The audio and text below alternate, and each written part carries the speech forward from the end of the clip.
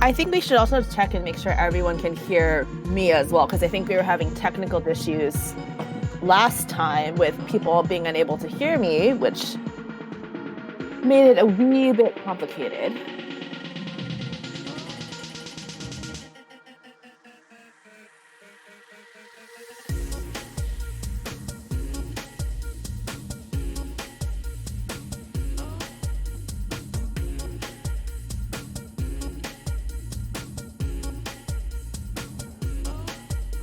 All right, lots of responses saying yes to both.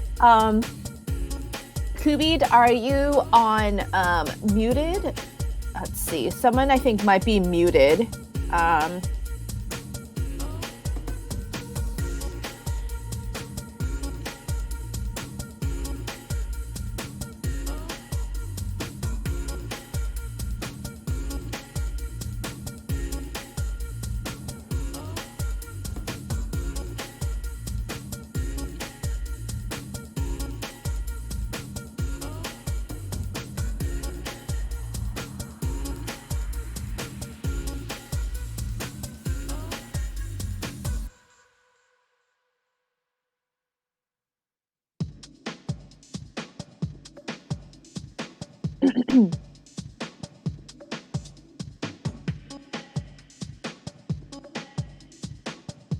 Okie. All right, let's see if that hopefully resolves some of that issue.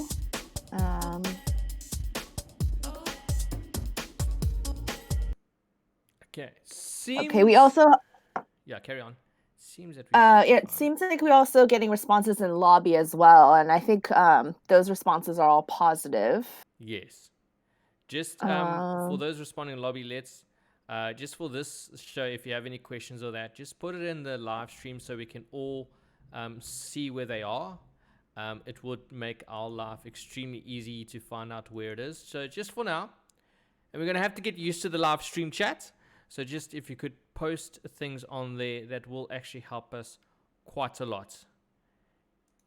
So we're getting most of the responses. I think it's safe to say that most of the responses are that, yes, we're good to go. Everyone can hear us. Okay, so with us today, we have Jenthegiraffegirl. Of course, you know her well. She's one of the moderators on our stream, and also she has years of experience as a zookeeper and other animal care. And whom will be joining us soon, if we can get her back, is also Eryn, who has a lot of experience in her local community helping feral cats and being involved in that aspect of animal care. And so we will bring her onto the show later. And later on, we will have Aoetenshi joining us. I think she is with us at the moment, but she will also be joining us later. So, folks, just to cover it today, we're going to be actually talking about the aspects of otter care specifically, but it will cover generically animals in terms of behaviors and looking after a wild animal versus having a pet. We see that a lot on chats. We get people ask us, like, they make the joke, obviously, we want to cuddle, we want to own it, we have the pet rules. But now we're going to give a little bit more in-depth information on why there is such a difference between having a domesticated animal and not. I can see one of you are deafened at the moment. I might just message them. Sorry, I'm just carrying on there. But yeah, let me get into the first question.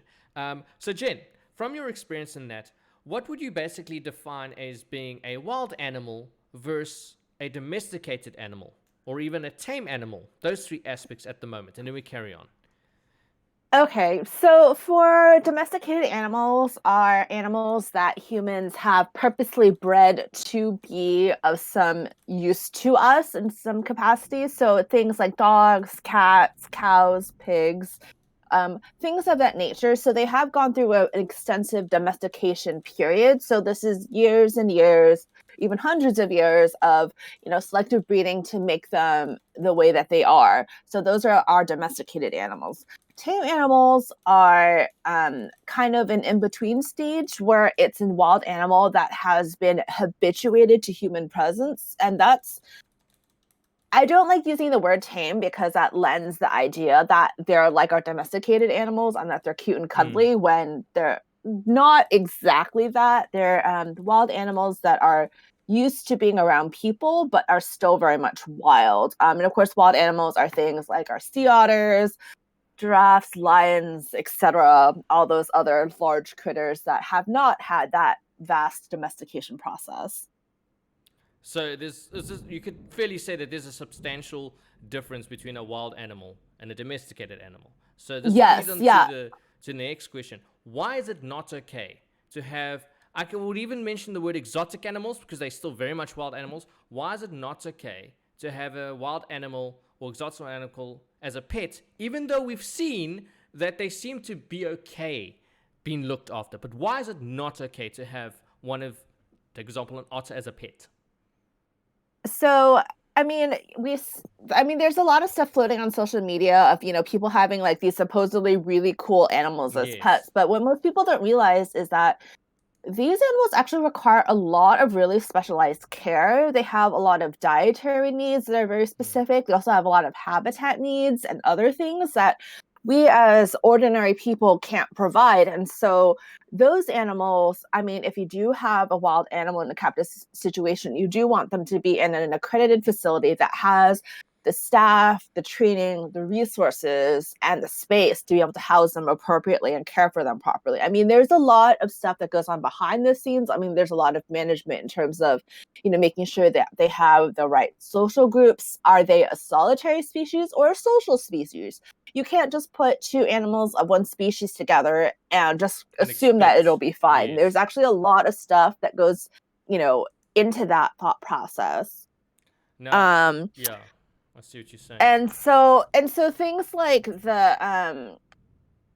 so things like that, it's very specific. So if you ever see something like that on social media, you do have to kind of wonder, you know, is that person providing the best care? Like a lot of animals actually wild animals don't really want that close of human contact. Oh, They're really? much Okay. more, wanting their own space. Yeah, because even the ones that seem like all cute and cuddly, they it's just they don't want that because a lot of times some of the behaviors that we interpret as cute are actually responses that are just pure fear. They're just frozen because they don't know what to do and they're completely terrified.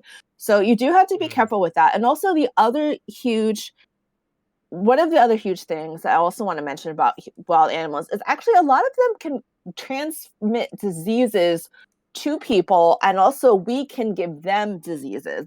These are called zoonoses. So, if you want to are more curious about this topic, you can look it up. But I do urge a bit of caution because it is kind of gross. So just be warned. So Okay. if you're more interested in that, just approach the topic with extreme caution, and just be prepared for that. But yeah, so you can transfer things back and forth, and some of that can be fatal for humans or for people.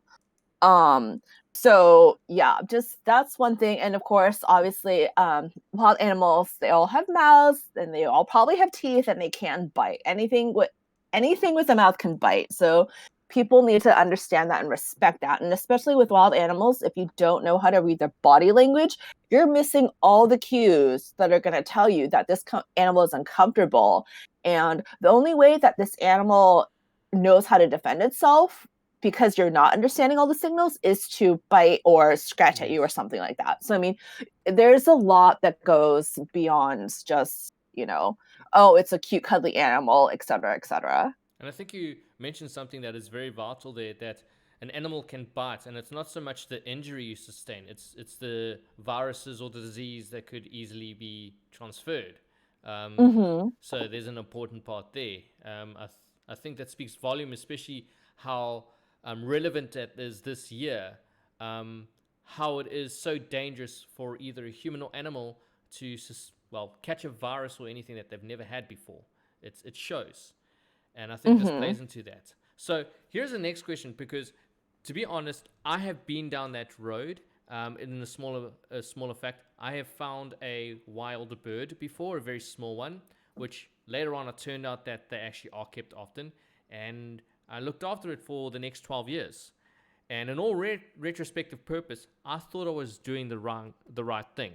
So, in all retrospect, what should someone do if they find a wild animal, like we had the Joey was found right apparently outside someone's house. If we saw that video yesterday, what should they do if they find a wild animal? So if you do find a wild animal, if it's something, well, first of all, just be safe. Don't like make sure that you're not just picking up something off the ground if you don't have proper protection. Please, I don't want to hear any stories about anyone getting bit by something because they tried to handle it for whatever reason. Um, if you find something injured, an injured and orphan wild animal, please find, if you can, the closest licensed wildlife rehabilitator. So this is someone or an organization that has the appropriate training and licensing from the appropriate government agencies to be able to handle these animals. If for example, if you find a baby bird or like a small, I don't know, here in the United States, we have a lot of squirrels that get orphaned in the Yes. spring. I mean, if you find them, obviously, and they're obviously small and in distress, please, put them in a small box that's and keep it nice, warm, dark, and quiet. Like, don't go up and peek at it. So every few minutes, it actually ends up stressing them out a lot more. Just keep them somewhere where it's nice, dark, and quiet as you do this research to find the closest wildlife rehabilitator. Obviously, if it's something bigger and with a few more teeth and more dangerous, please do not try to approach it. This also applies to birds of prey like hawks and owls and eagles. They have very sharp talons that are very dangerous. So unless you have the appropriate training, please do not muck around with them. That is just asking for a trip to the hospital. So please, I don't want Don't that on my just conscience. I'll just basically put that don't out touch there. it. Yeah. um, Yes, unless it's something very small that you can safely pick up and put into a box that's warm, dark, and quiet, please do not touch it. Um, and actually, sometimes people will take animals that actually don't need to be rescued. This actually happens a lot in the spring and summer when animals are what's called in their um, what to call in their fledgling stage, like for birds, where they have just left the nest, but they're still learning how to fly. So they'll have all their feathers and they'll kind of hop around on the yes. ground, and people will say, "Oh, it's a baby bird, it must be in trouble," and pick it up and then end up bird napping it without realizing that actually this is perfectly normal. That's Behavior. a They're part not of their actually growth limping. process. They're actually Right, exactly. So I mean, if you're ever in doubt, always just see if you can find someone that you can ask these questions to, and they'll be able to help and direct you to say, "Oh, does this animal actually need to be rescued?" That's definitely a very important thing. There's a lot of really cool infographics and things out there on the internet kind of saying, at what stage, if you find a baby bird, like, do you need to rescue it or do you not? Like, that's a yes. really vital thing, because I know from my personal experience as a volunteer wildlife rehabber, I mean, every spring and summer we get animals that are brought in because someone well-meaning thought, "Oh, they're on the ground, they must be in distress," but When really, it actually, was actually they're going just, for a walk, yeah, it's basically. just a baby learning how to fly and be a bird, and it was totally fine. And the parents are coming by to feed it every so often. So, just again, do your research and just proceed with abundance of caution. And I think something you mentioned there about when you're approaching an animal to be careful. Um, I think you mentioned lightly now, is it just a matter of me just picking it up, putting it in a box? Is there certain precautions health wise I should take besides the animal being violent? Should it be wearing gloves or anything like that? What sort of precautions would I take when I'm bringing the animal in if I need to? Following, obviously, we know now this is an injured animal and it's not okay to be outside and there's nothing else we can do. So when you're picking up an animal, obviously, if you have, well, I mean, if you have gloves of some sort, that's definitely they don't have to be like the latex or nitrile Yes. gloves. They can be just like, garden gloves or something to help protect your hands. That's definitely something good to have just to protect your hands. A towel or something, especially if it's a slightly larger animal, is always good too, just as an extra protective barrier. But whenever you're in doubt and you're not sure, just don't approach it and try and pick it up, because it just takes one thing and that animal will swing around, and that's just a bite waiting to happen. So just always be careful. And whenever you're done handling them, obviously just wash your hands very thoroughly with soap and water, just to make sure that you're not, carrying anything and not transferring it to yourself or to other people or other animals even, because that's also an issue. Yes. Okay. Well, that's something that's very handy to actually also know as well. All right. Sorry, I almost just lost my train of thought because you mentioned something that was like very promising. Like, ooh, that is true. So you mentioned about contacting relevant people. Is there any advice on who to contact? I mean, when we have, just for an example, when we have a lost dog, our first thing to do is contact the SPCA. But that is this true or false? That might not always be the best option to do. Who would be the best person to contact, or any information on how to help to find out who would be the right people to contact in the event we have a wild animal? So for let's see, for most areas, I think there are different agencies that specialize in taking care of animals that you find as strays. So, like in the United States, there's things like animal control officers whose jobs is specifically to help with this. So, if you do find an abandoned domestic animal, they would definitely be the organization that I would say you would want to contact. And I mean, and sometimes depending on your location, the animal control officers will also take care of wildlife. But again, that's a very regional thing.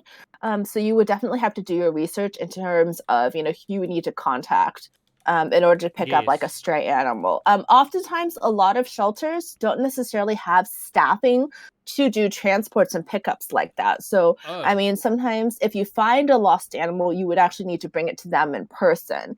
Now with the pandemic and the rules being changed, obviously you would want to look up their phone number and give them a call to double check and see, oh, can I bring it by? What are the procedures and protocols for that? Because before you could just come by and then do the procedure there on site, but since everything has changed now, the protocols have changed. So definitely, look that up in advance, and don't just assume because you found an animal you can just show up at a shelter and just drop the animal off. There actually yes. are precautions in place to protect the workers there as well. So just please keep that in mind.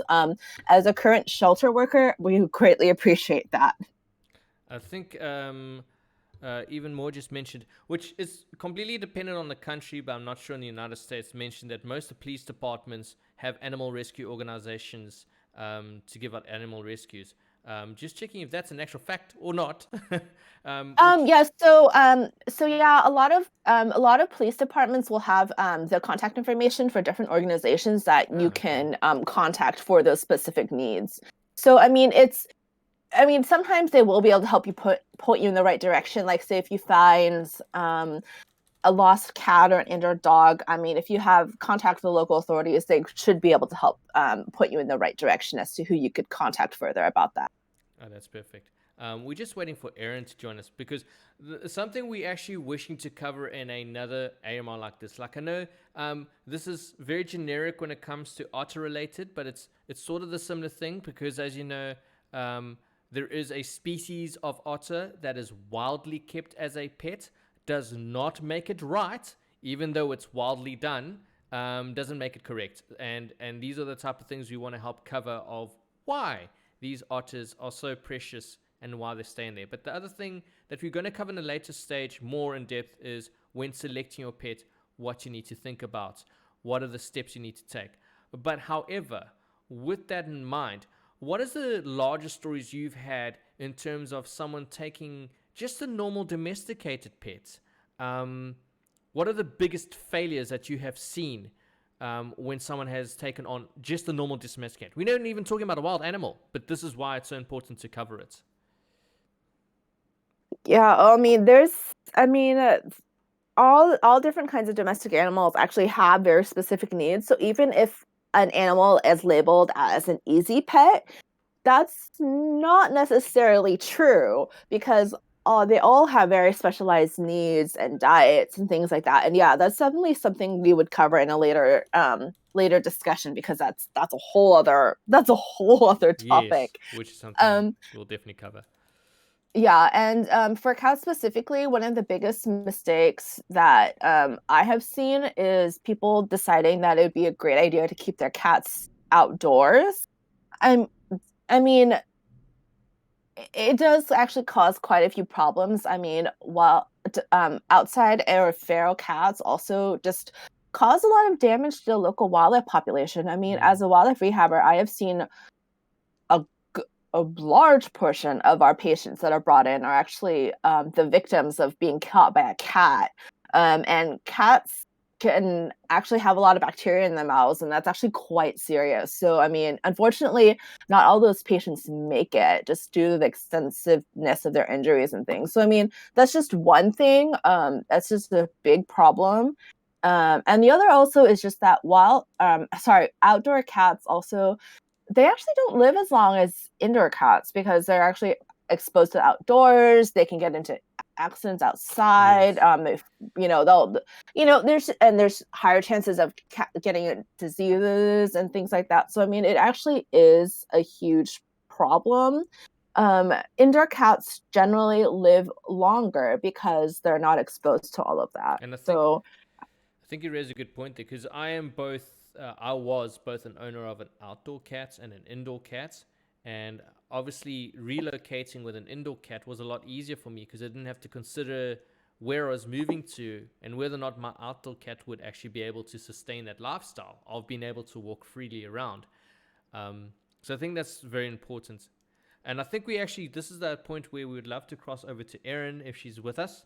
Um, Eryn, actually, she'll explain more about it, but she actually looks after a lot of feral cats that have been either forgotten or been born. But we will let Eryn explain that more because if anyone knows about the damage of letting cats run freely in a city or urban environment, she would be the best one to communicate this. Eryn, hello, Eryn, and this is Eryn Seaotter.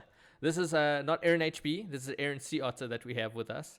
Um, so, could you explain what you actually do? You look after cats quite a while. What do you actually do, and what is the name of your organization that you do this with? Are you with us, Eryn? I believe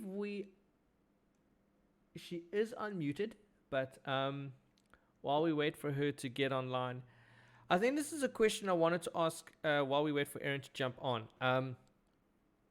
Now we have the aquarium. I think this is one of the questions when we're talking about wild animals and that. Now, obviously, it's very nice to go visit these animals, and we'll cover this in a more later stage. But what is generally the difference between going to a zoo, for example, that's you've been a zookeeper, and mhm. versus those private zoos? I know I've used that before, and it's a very touchy subject, like the Carol Baskins type thing, or the how does a person know that when they're going to a facility like a zoo, that they're actually going to a place that is within the best interest of the animal versus them just trying to make a profit? So I would say that always do your research beforehand. Always, always, always go on the internet, Google them, see what articles come up, look at their website, see if they're what kind of see what their exhibits look like, what the habitats look like. What are they offering in terms of animal experiences? Are they offering things like cub petting, or are they offering things where they're giving educational talks and the animals are in their own space? You have to make sure that you're doing all that before going to a facility. And this actually applies overseas as well. You always want to make sure before you go to any facility, do your research. Always make sure that you're doing that first, and even ask around, see if anyone has been to that location and what their impressions were. What did they see? What did they notice? Like, what kind of Mm, did they see anything that raised red flags for them? Just always, always, always do your research. It doesn't matter if it's just a local facility or somewhere that you're going to plan to go to when you're traveling abroad. Just always do your research. The majority of reputable facilities will actually be doing things that are actually contributing to conservation in some way, shape, or form. And there's usual traceable ways of tracking that. So yes. always just make sure that you see that. So So you know you're going Um, to a reputable place. Exactly, yeah. So it's like, are they actually doing research that's helping with conservation? Or are they claiming to do conservation, but really it's actually going into the owner's pocket? So you do Yes. have to be careful in terms of that because you can't just read a statement saying that, oh, we're doing stuff for conservation. You have to follow up and check and make sure that they're actually doing what they say they are. Because obviously, if they want to, pretend that they're reputable, they will claim to, but you just have to make sure that you're doing the follow-up research and making sure that That they it's actually yes. are doing what they say. Yeah. Um, So I mean, it is tricky, but it it's is, yeah, definitely very necessary. but it is very tricky. First of all, I'd like to My, thank. can you guys hear me? Yes, we Am I can. Oh, Yes, audible now? we welcome can. Oh my gosh. Okay. I had to disconnect and reconnect and and play with my reconnect. settings. I don't know what happened. It happens in actual news reports, so it's totally fine. We all know that these things sometimes happen. First of all, I'd like to address the live stream. Thank you for all the information. I see some questions. Should we contact animal control? That has pretty much been answered. Thank you, Bella, for that question. And some other great advice where I'm going down the information. You can also call your local vet. That's something I didn't even consider. They also do have a wealth of information. I know my personal vet actually takes in rescues a lot of times, so they definitely know. But as mentioned, even here they say call 911 as a last resort if you find an animal. So basically, the moral of the story at the moment is first at all, at best, try call a professional before you get involved in any way whatsoever. You could be causing yourself or the animal more harm than what you do. And as mentioned, saving an animal that wasn't actually needs saving. uh, and that's very important. I definitely know from my side, even if you find it's a very common thing, if you find a snake, for example, the first reaction is to try kill it. I can tell you one of the largest amounts of facilities available to a person are snake catchers who will grab them humanely and relocate them, and they do it at a relatively cool cost. Just because you might not like the animal, they are still very critical. Every animal is very critical. I'm sure the ladies can agree to the Yes. ecosystem. They Yes. have their purpose. Yes, please do not kill the snake if you see it. They do provide a very valuable ecological service. They're actually nature's pest control. They eat lots of rodents and things you don't want near your house. So please, PSA, please leave the snakes alone. They're there for a reason. Yes, thanks for the You know, PSA. I've heard the same thing about bees, which kind of Yes. distracting a little bit from our main topic. But if you have a big hive of bees somewhere, if you go up in your attic and oh my gosh, it's all bees, beekeepers, apiarists will come and remove your bees. So please don't, take a fire extinguisher or a baseball bat or Yes. wasp spray. Bees are so important. They're pollinators. They're good for all, the plants, the environment.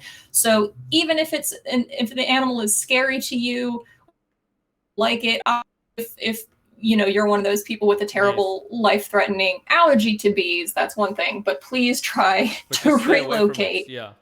And I think it's, as you Yeah, mentioned, bees is one of those things that it's well known, whether you believe it or not, that without bees, all life on planet will be greatly affected. So anything, it's like, yeah, I just seen Amelia Pond. I always save bugs, spiders, and centipedes. Yeah, I have a very big aversion to spiders, but I will carry it in a box, arms out extended, swearing like a girl, screaming, but I'll take it outside because it's as much as my space, I'm invading their space as much as they're invading mine.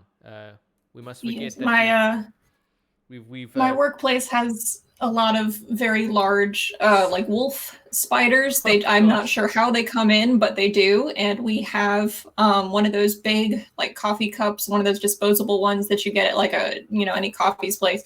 And it is our designated spider cup. We put it over the spider, and then we slip some paper underneath and chuck it out the door. And by we, I mean whoever is Who's brave ever doing that? enough. And to Moodle, yes, I do have a very when it comes to spiders, my girl scream comes out very well. But I still take it out. Eryn, you've joined us because we were specifically talking about the care of cats, how they've become Yes. a bit of a scourge. What do you actually do in relation to cats, and what is the biggest problems you find because of what you actually work with? Yes. So Like Jen was saying earlier, outdoor cats, and this varies from region to region, it varies culturally, but outdoor cats are a really, really big problem. And too often people will have a cat and they'll say, oh, this cat is maybe scratching my furniture, maybe this cat is, peeing in my house. Or maybe I like petting a cat, but I don't want the full-time responsibility of caring for it, so they'll put their cat outside. And this is coupled with the lack of spaying and neutering of the cat. We end up with feral cats. And so my workplace, I haven't been there for terrifically long, but my husband actually worked there before me for a number of years, and they have a population of feral cats that live behind the building. And when I got there, there were 4. And then one of them had 3 kittens. So before I knew it, it had gone from 4 cats to 7 cats. Oh dear. And oh wow. Yeah, so with cats, a cat can have like 12 kittens in its lifetime. So let's say that, mama feral cat's outside, she meets, Mr. Feral Cat, they spend some time together, she has 12 kittens. Let's say only 6 of those are female, then they get pregnant, then they have their litter. All of a sudden you got 72 cats. Yes. That's so many cats. That's a lot of cats. That's a lot of cats. So when I first got there, the cats really weren't people. They wouldn't really come out and eat if I was present. There was only one other person there who was really feeding them or anything like that. Most people I work particularly care for animals or for cats. But so once I had gotten them to a point where they were used to me being around and they would come out and eat in front of me, I contacted a local feral spay and neuter program.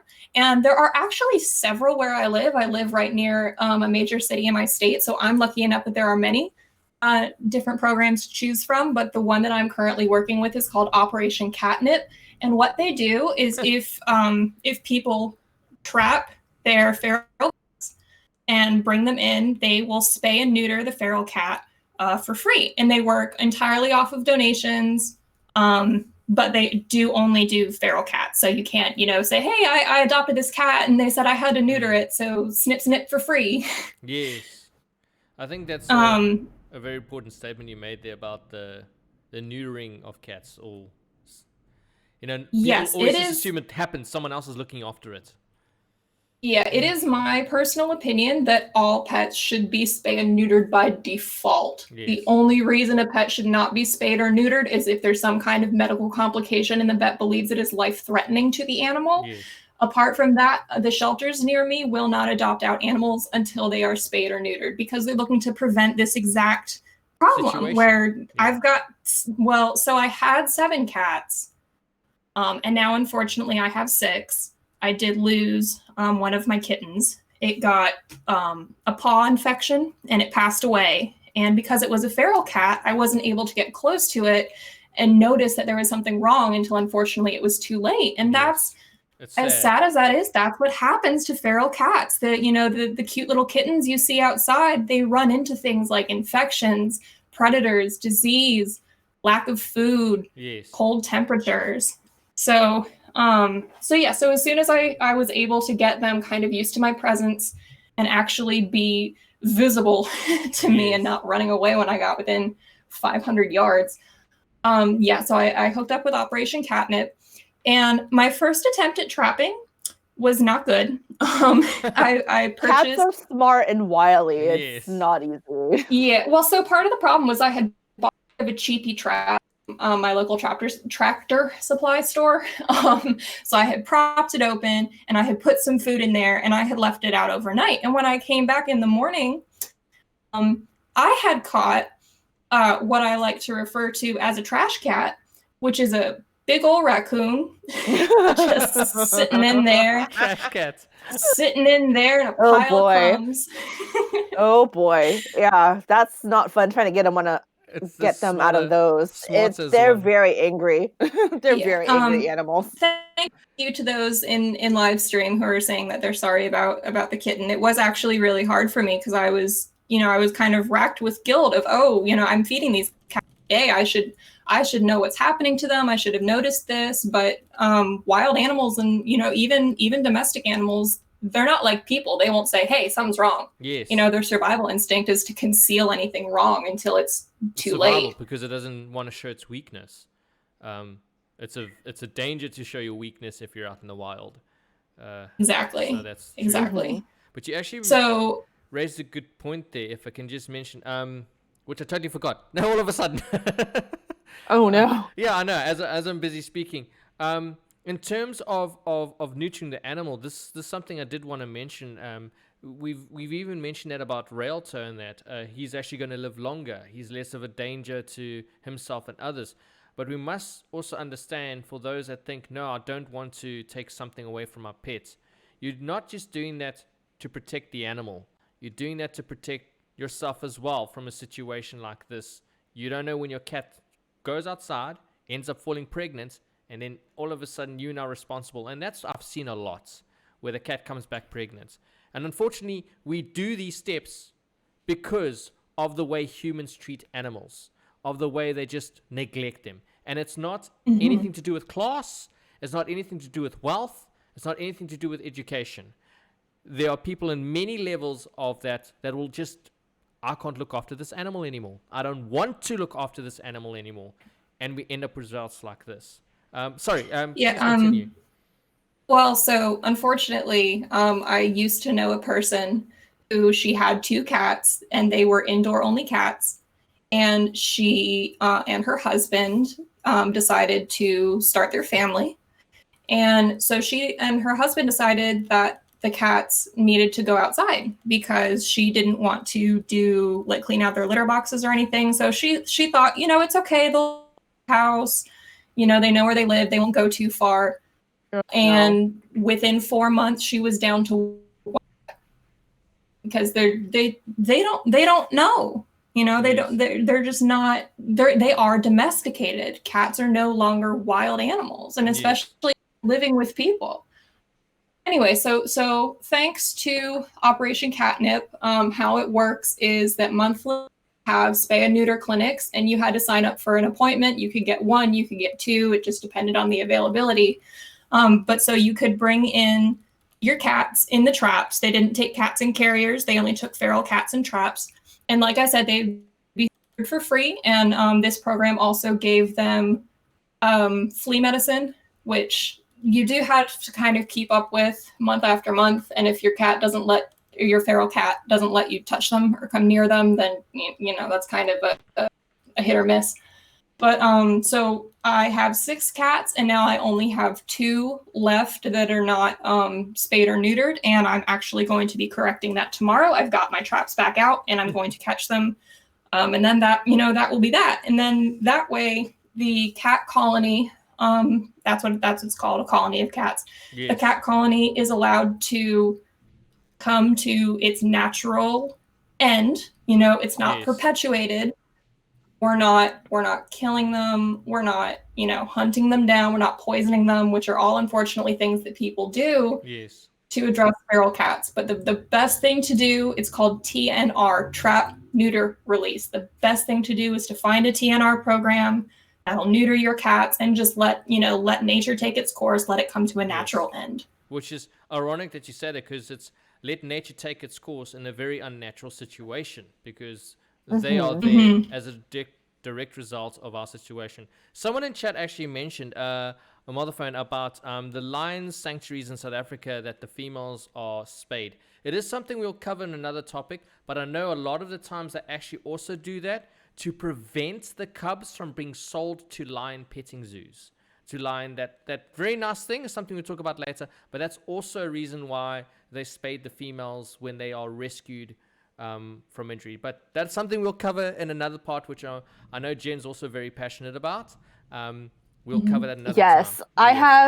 I have plenty of stories about animals and the illegal wildlife trade. So I do have a little bit of experience with that. Yes. So yes, we will talk about that at a later date.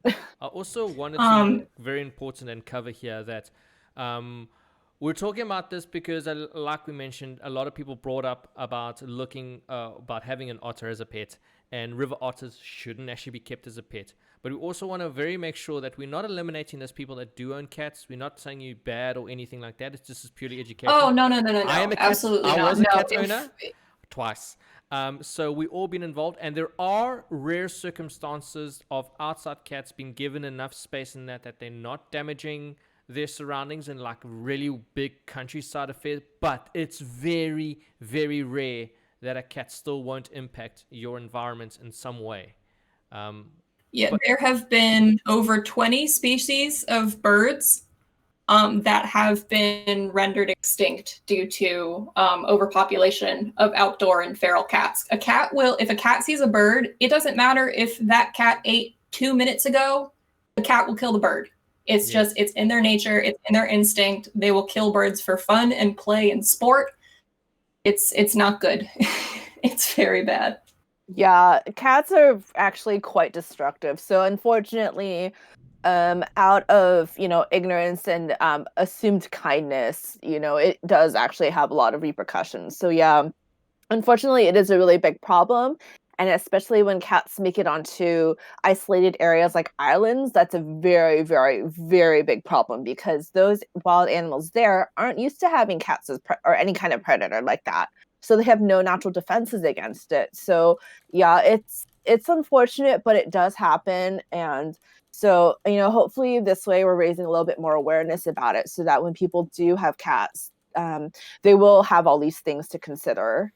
Yeah, and I would like to just kind of reinforce 2 of your points, JJ. One of them is that, yes, even with the feral cats, spaying and neutering does help them. It helps them a lot because think about your feral tomcat.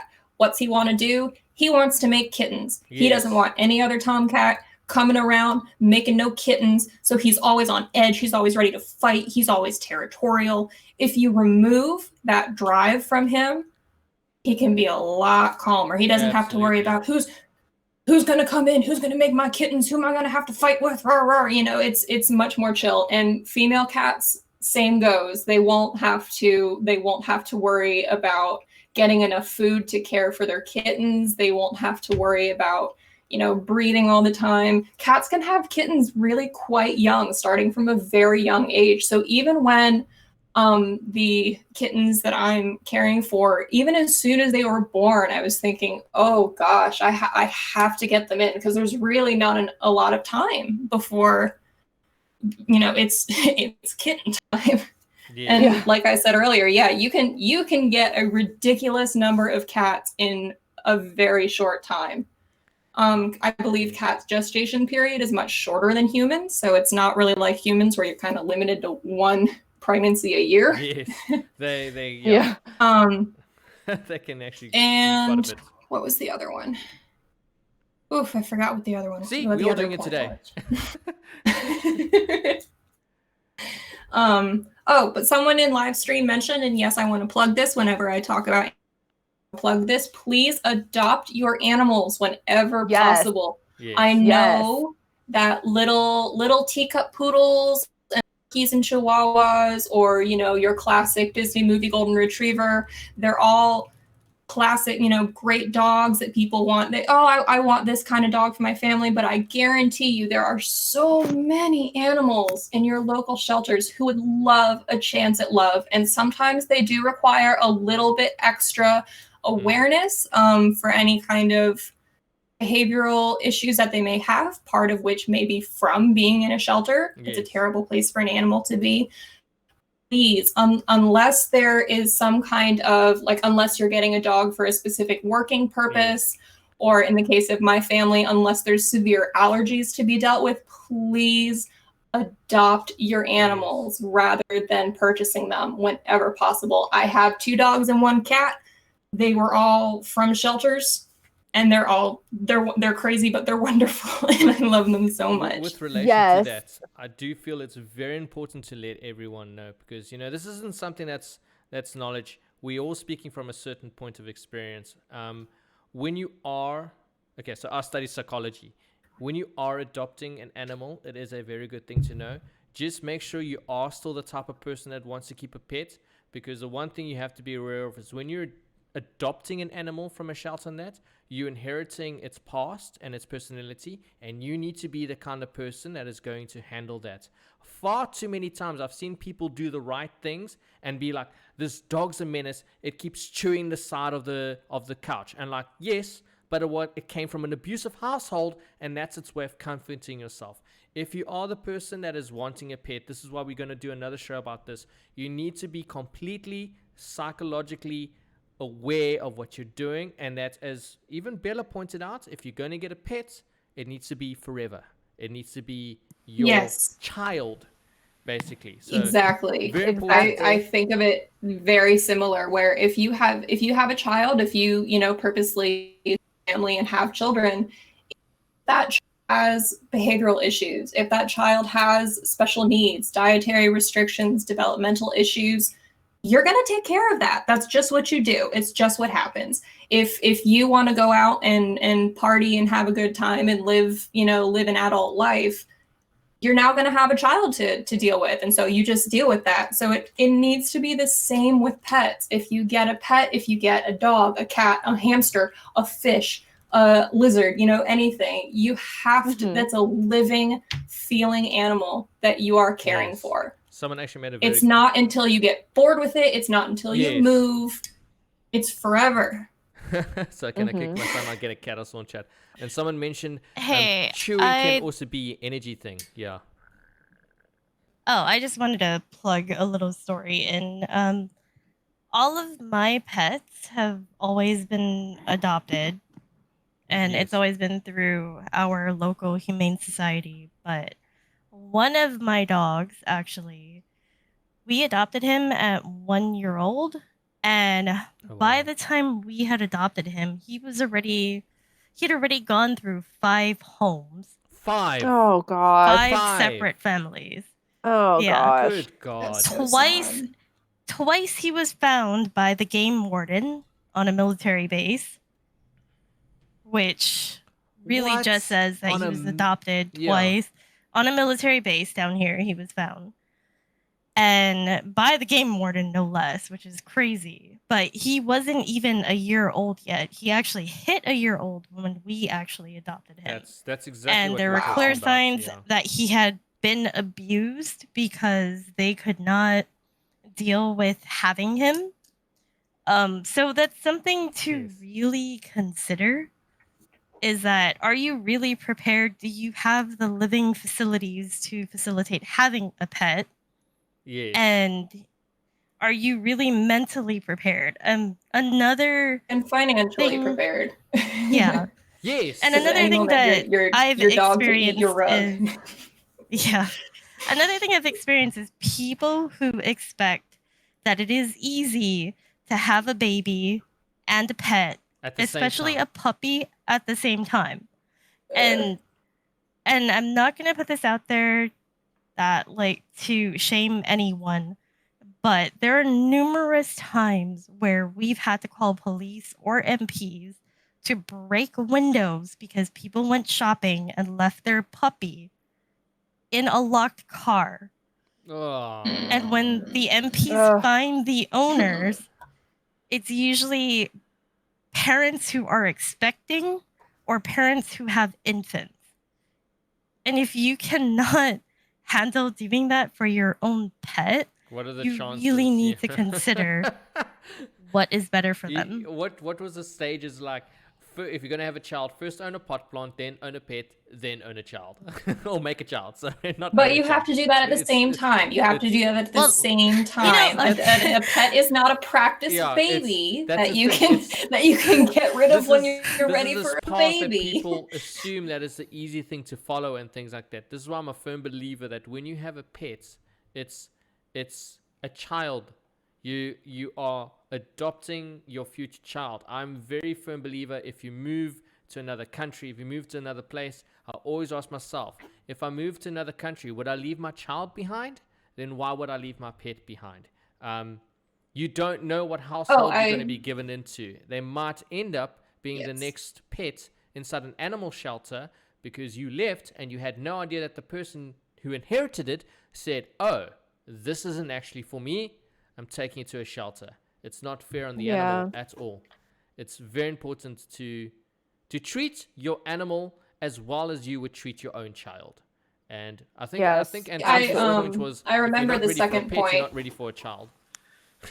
Yeah, I remembered my second point. So with these topics that we're discussing, especially with, you know, not having cats outside, if you are listening right now and you are one of the people who did not previously know how terrible outdoor cats are for the environment, or how scary and dangerous the outside world is for a cat, you're not a bad person. We're not trying to shame. We're not trying to tell you any kind of negativity about yourself. This is why education is so important. And this is why it's very important for us moderators, or, you know, I've been doing this in various spaces, to educate people and teach them that no, just because your grandma had cats outside, or just because everyone in your neighborhood has cats outside, the reality of the situation is it's not good. So you're not a bad person if you didn't know, and if you went ahead and did this stuff. Or with the wild animal encounters. If you have gone to a place that did cub petting or dolphin swims or, heaven forbid, sloth holding, because you didn't know, you're not a bad person. We're not trying to say that. It's crucial to educate yourself and then educate people you know, so that this knowledge can spread and these things can stop. Absolutely. Exactly. And also to add on, if for cats that are used to being outdoors, there's actually something called a catio, which is basically an outdoor patio for your cats, where they can actually be outside, but not actually be outside. So they're in a contained space, so then they're not a danger to themselves or to other wildlife. So that's actually a really cool middle ground to look into if you are thinking, oh, maybe how do I transition an animal from outdoor to indoor or anything like that. That's actually. But also do keep in mind, if your cat is inside only and you let it start going outside, even in controlled spaces on a catio, or I've seen people do like those big play tunnels but made of mesh, and it leads to like a closed in mesh play structure. If you start letting your cat go outside from an inside cat, it can possibly create behavioral issues. So unless there is, you know, some kind of pressing reason, if your cat is happy as an indoor cat, let them chill. Well, let them be where they are. I want to ask that next question though, because I'm sure it's a lot of this. If your cat's been an outdoor cat, and now we've had this talk, and people are like, "Ooh, is it possible to convert an outdoor cat to an indoor cat?" Yes, it is. I think that due to social media promotion, I can't mention, but I am part of a Facebook group where the whole premise is outdoor cats, and it's kind of just general cat spotting, but there's also, you know, resources for if you find an outdoor cat, how to convert it to an indoor cat. I'm actually extremely allergic to cats, which is the universe's cruel trick on me, because I love cats. So I'm limited to one cat in my house, and I have her now. So I don't have any experience with rehabbing outdoor cats to indoor cats. I know that with feral cats, if you get them small enough, like as kittens, you can get them acclimated to people, and they can live happy lives as indoor cats. But if you don't, if you have a feral cat colony near you or outdoor cats near you, and you don't have that time, that energy, that willingness to clean up pee all the time, don't try it. Just like I said, get in contact with your local TNR, trap, neuter, release programs if there are any. There usually are some. There is a really big effort. I'm in America, as you could tell by my accent, so I'm not sure how it is in other countries. But get in contact with your TNR programs, see what you can do from there. Oh, and I forgot, a big thing with TNR cats is that one of their ears will have a little clip taken out of it. So instead of both ears being pointed, one of them will have a little flat notch on the top. It doesn't hurt. I mean, it doesn't really hurt the cat. It's like a superfluous thing. You know, it hurts for a minute and then it's done. But if you see outdoor cats in a wild or a feral colony, and you notice that they have little notched ears, someone cares about that cat. Someone's gotten that cat neutered or spayed. Someone's probably feeding it. So you don't need to go ahead and expend that energy on that one cat. It's already on its way. Yes. Yes, exactly. I really thank you for that information. And someone actually posted on chat earlier. Well, I mentioned about the cat chewing the chair and that it's usually because they have a lot of energy. this is a perfect example of the otters at the moment. You could see just now on the stream that they were getting their little husbandry training in that, and why they get taught to be active. KP's mentioned it before. Enrichment is a very important part of animal care, to keep that animal entertained, to keep it just like, again, you don't just throw a child in front of a TV and hope it's going to enjoy it. Luckily enough, I hate to say that with children, that is something that's easy to do because they accumulated to what a TV is. A lot of pets aren't. Okay, we all see those cute videos of a dog watching a video, but that's not their nature. So enrichment for your animals, playing with it. And I see a lot of people in chat that do own pets and cats, you know who you are, that are constantly entertaining their pets. It's good for them. It's good to have this interaction to make sure that they're always stimulated. Yes, you can be lucky enough to get a low maintenance. Like, my cat is incredibly low maintenance. I have no idea how I lucked into her. I found her on Craigslist of all places. Her owner had too many pets and too many children and was just downsizing. So she is luckily not destructive. Her only thing is that she's very picky and will drink only from the sink. So she'll wake me up at 2 a.m. because she's thirsty, and how dare I not provide water for her from the sink. Yeah. But that should not be your default. You should, when you adopt a cat or a dog or any animal, you should go into it with the assumption that this animal is going to need constant stimulation, enrichment, things like that. Yes. And there's ways to stimulate an animal without you actually being there as well. I know some people be but there's a lot of different toys out there on the market that it's amazing. Sometimes you'll buy this huge contraption of a toy and a cat will be fascinated to that little thing that's around bottles, and you'll be like, why? I don't understand. You know, it's not good, but cats and pets will entertain themselves if you give them the right enrichments. I'm going to ask one more question before we move on. It's something that you covered on early on, and it's something that I've been memed a bit. Raccoons. Now, I know I'm covering raccoons, but this will generally cover a topic. I'll go out in the yard and I see a raccoon standing there that is not attacking me or nothing. Sometimes it even approaches me and I think it's fine. What is the difference between a domesticated animal and a tame animal? Now, I've asked the question what the difference between a wild animal is, but what is the difference between a tame and domesticated, and what are the steps when handling something like a raccoon that's standing on your dustbin? And not So I've heard of people. My best friend's mother actually had a pet raccoon when she was little. I assume like someone went out and said, here's a baby raccoon. It's your pet now. And so because the raccoon was acclimated to humans growing up, it wasn't, displaying as much wild behavior. But if there is a wild raccoon in your yard, especially if it's approaching you, first of all, are you unwittingly providing it food? Where I live, we have a big dumpster, and people, it's supposed to be for the materials that we use for fabrication and things like that. But people throw, their lunches, their trash from home, all kinds in it. So we are providing an amazing source of food for that raccoon. However, at your home, you should not do that. You do not want to attract wild animals to come to your home, like raccoons or opossums. Opossums are great. They eat the ticks out of your yard, but you don't want to encourage them to come to you because they are wild. Yes. They should not be around people.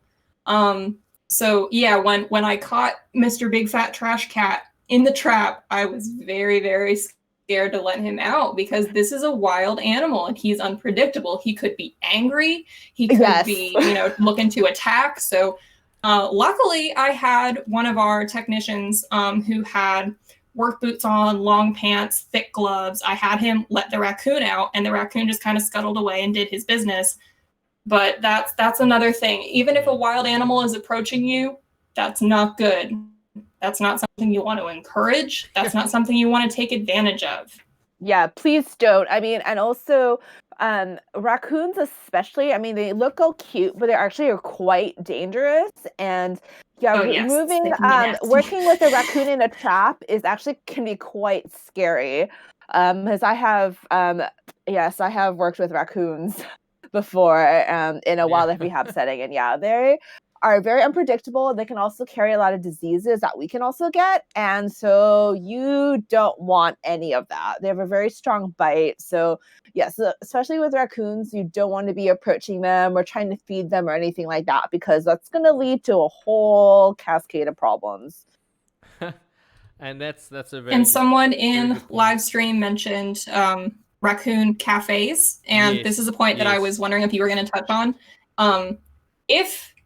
First of all, no, wild animals do not belong in cafes. They do not belong in enclosed small spaces where humans can handle them and touch them however they want. If they're not a domesticated animal, they do not belong in that kind of environment. So if you see one in that kind of environment, you have to ask yourself, why is this wild animal not behaving like a wild animal and not reacting to humans the way that it should?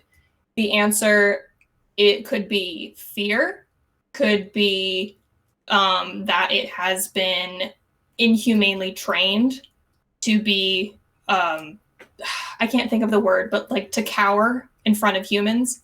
It could be its teeth were taken, all kinds of so if a wild animal is not acting like a wild animal and is not reacting to a human like it should, there's a problem. It's not because it loves people. It's not because it was raised as a baby and now it's snuggly. No, it's a wild animal. Yes, which makes sense. Don't do that. Just no. So don't. Cat cafes can be great. Cafes that have proper domesticated animals can be great, especially in America. They usually team up with shelters, so people can go interact with these cats who might not be able to have them in their home, might be encouraged to adopt them. That's great. But things like otter cafes, owl cafes, raccoon cafes, it's not good. It's not something we should support. And it's just a money-making racket. Basically, that's what it's there for. Absolutely. Yes, and, absolutely. And like especially like the things like the owl cafes, the things that people don't realize is that actually birds will preen to waterproof their feathers, and so the oil from our fingers from us touching them actually kind of destroys that. So we shouldn't be handling them that much to begin with.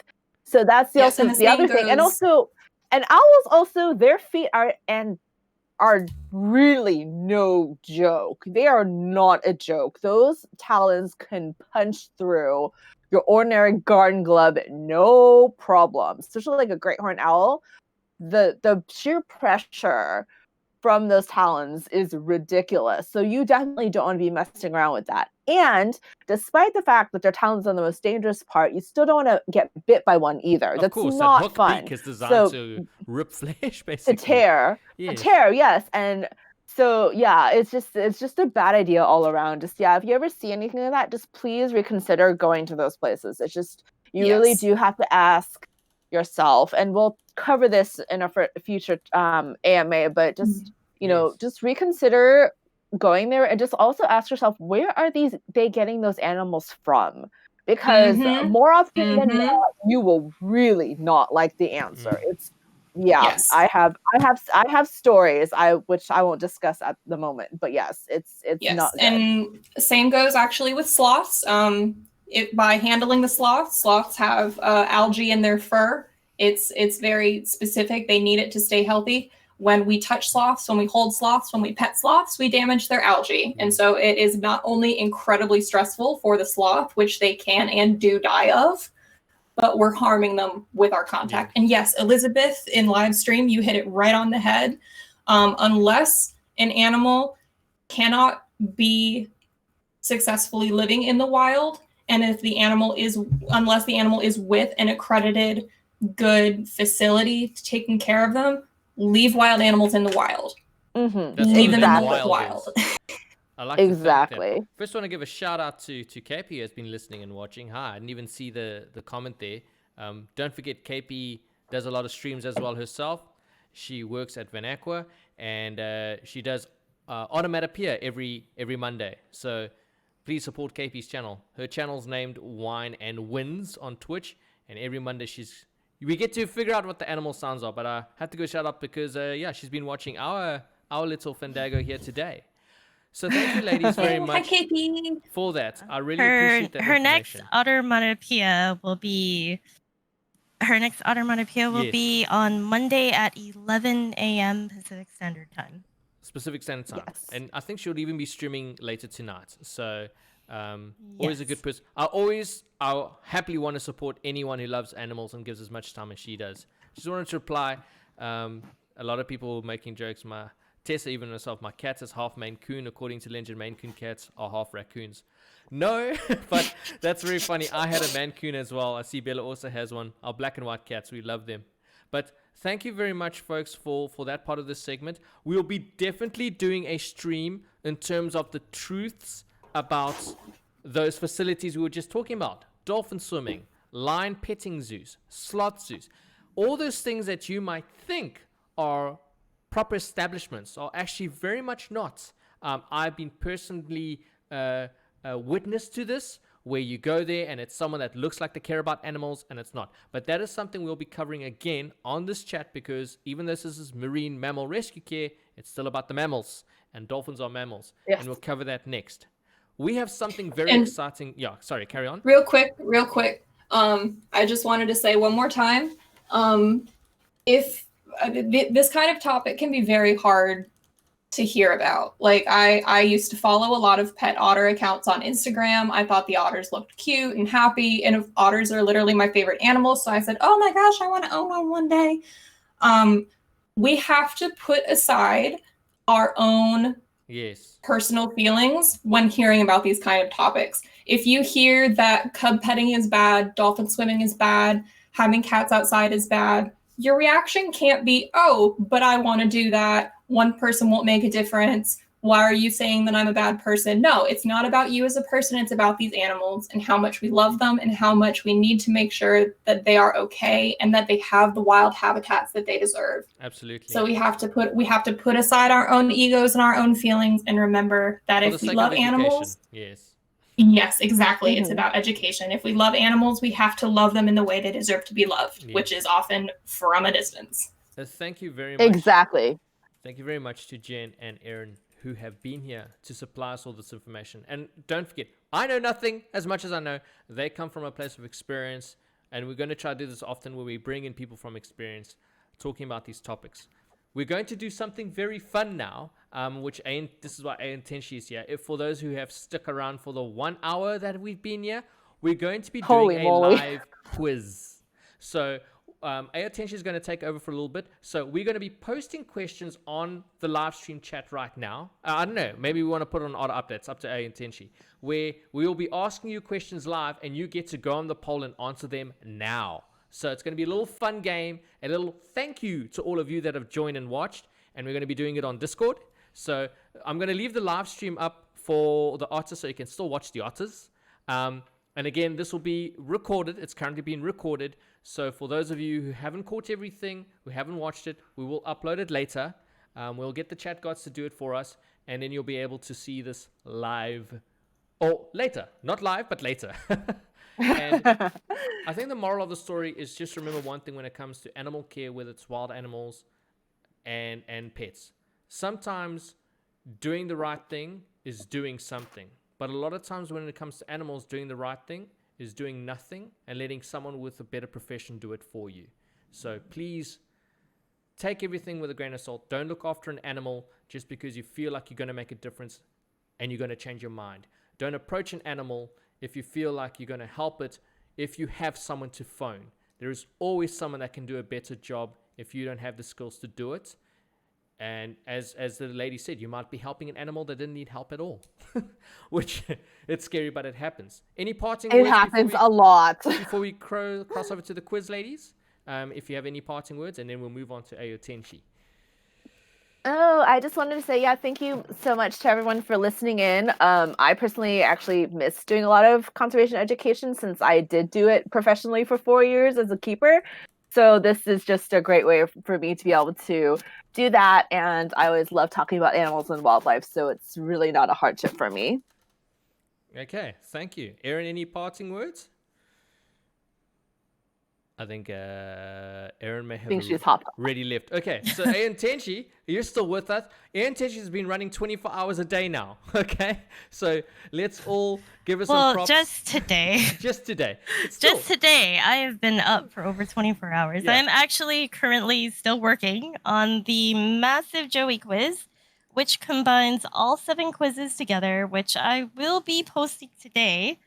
I'm actually trying to get the final touches in on it. And yeah, but we did prepare something ahead of time for everyone. We were trying to find the right time to post this. And so we've picked 10 questions out of the 7 quizzes that have been compiled into polls, and we will be giving you the question and the link to select your answer on the poll. At the end of this, we will let you know what that answer actually is. Okay. So I think the step is, Aoetenshi, if you want to ask the question, I will post it on chat once you asked it. I'll be starting from the top of the polls. But as you ask the questions, I'll poll it. Unless you want me to read them out, up to you. What format do you want to do? I'm in your control now. I can read it off. I do have a timer set. We are going to give you guys 3 minutes. I believe that's a sufficient amount of time. Yes. But 3 minutes to select your answer on the poll. Yes, I think that's a perfect amount we're going to have to post this on live chat along with the live stream. So let's do that. Okay. So okay. What is the first question? Starting from the top. Yes. Sea otters are able to chew through hard shells. What animal's jaw strength are sea otters similar to? Ooh, okay. So as mentioned, we're going to be posting this on the Twitch. On the Twitch. We're going to be posting this on the Discord, and we're going to be posting this on live chat. So some of you who have not been listening on live chat, don't post the answer in the live stream, please. Yes, please go to the poll. Select the answer on the poll. Use the poll. So we're going to be posting this on the YouTube chat as well. Some people might get very confused right now if they haven't been listening to the show. So yes. 3 minutes. If you've been posting the answers on the live stream, I will be deleting those comments. FYI. The teacher and the trainers in town, basically. So yeah, please make sure we post it on the poll itself. We are at the 2-minute mark. Sea otters are able to chew through hard shells. What animal's jaw strength are sea otters similar to? That's a very interesting one. Considering I actually read something, by the way, that because we as humans chew soft foods, have become very used to processed foods, our jaw muscles have become smaller, and it's actually we're the only animals in the animal kingdom that require braces, that actually get disformed teeth. My dentist told me that, by the way, and then I went to confirm it. So we're the only creatures on the planet that actually need braces in that because of how we are raised. We don't eat the rough foods anymore. We don't use our jaws to their full capacity. A bit of filler while you're looking at about sea otters chew through hard shells. We should be in the 1 minute mark now. We are coming up on the 1 minute mark. Thank you to Misa, who is helping us on the YouTube side. Because as I mentioned, everyone on YouTube just got a link and they have no idea what's going on. So it's important to join Discord.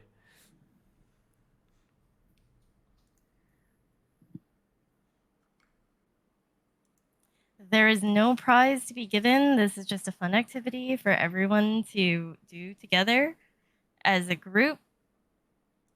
As everyone has been going through, I'm assuming, most of the quizzes that's been posted.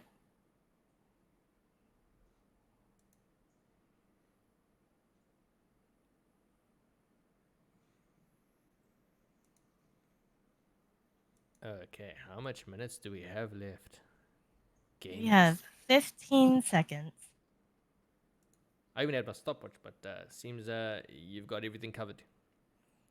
We will be posting a link again to KP's channel when we're done, because her show every Monday is extremely entertaining. All right, time's up, guys. All right. So, did you mention we're going to give the answer now that they've given it, or? Yeah, let's see. Okay. So let's see what the results were. Yeah, I'm excited about this. Okay, so the three options was JJ black has now bears. become like Vanna White, but in Yes. banana form. In banana form. The three answers were black bears, alligators, and dogs. So what was the question again, Aoetenshi, if you want to cover the question again? Sea otters are able to chew through hard shells. What animal's jaw strength are they similar to? And the answer? Yes. The answer is black bears. Sea otters' jaw strength is equal in pressure to black bears when biting. Which makes me happy because I keep saying Catmare looks like a teddy bear face. So now we know why. It's probably most likely this. I think it was one of the seals or that KP mentioned is actually related to bears or something. I might be talking out of phrase there. Please ignore that comment. Reverse it back. She said that they're similar to sea lions because of the way that their skulls are. Yes, skull. right. So, for anyone who knows anatomy and morphology, it's the sagittal crest on the back of their skull. It's where all the muscle attachments are. That if you look at the skulls side by side, they look very similar because they have very similar muscle attachments. And that's the end of your anatomy lesson. Thank you, because I almost got it wrong. You saved my life. Okay, next question. Okay, question number 2. What caused sea otters to become endangered?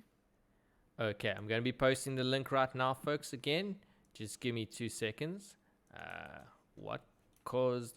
I know this answer, but do you?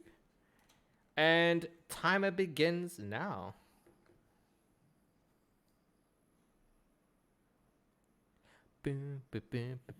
Should I do that song? No.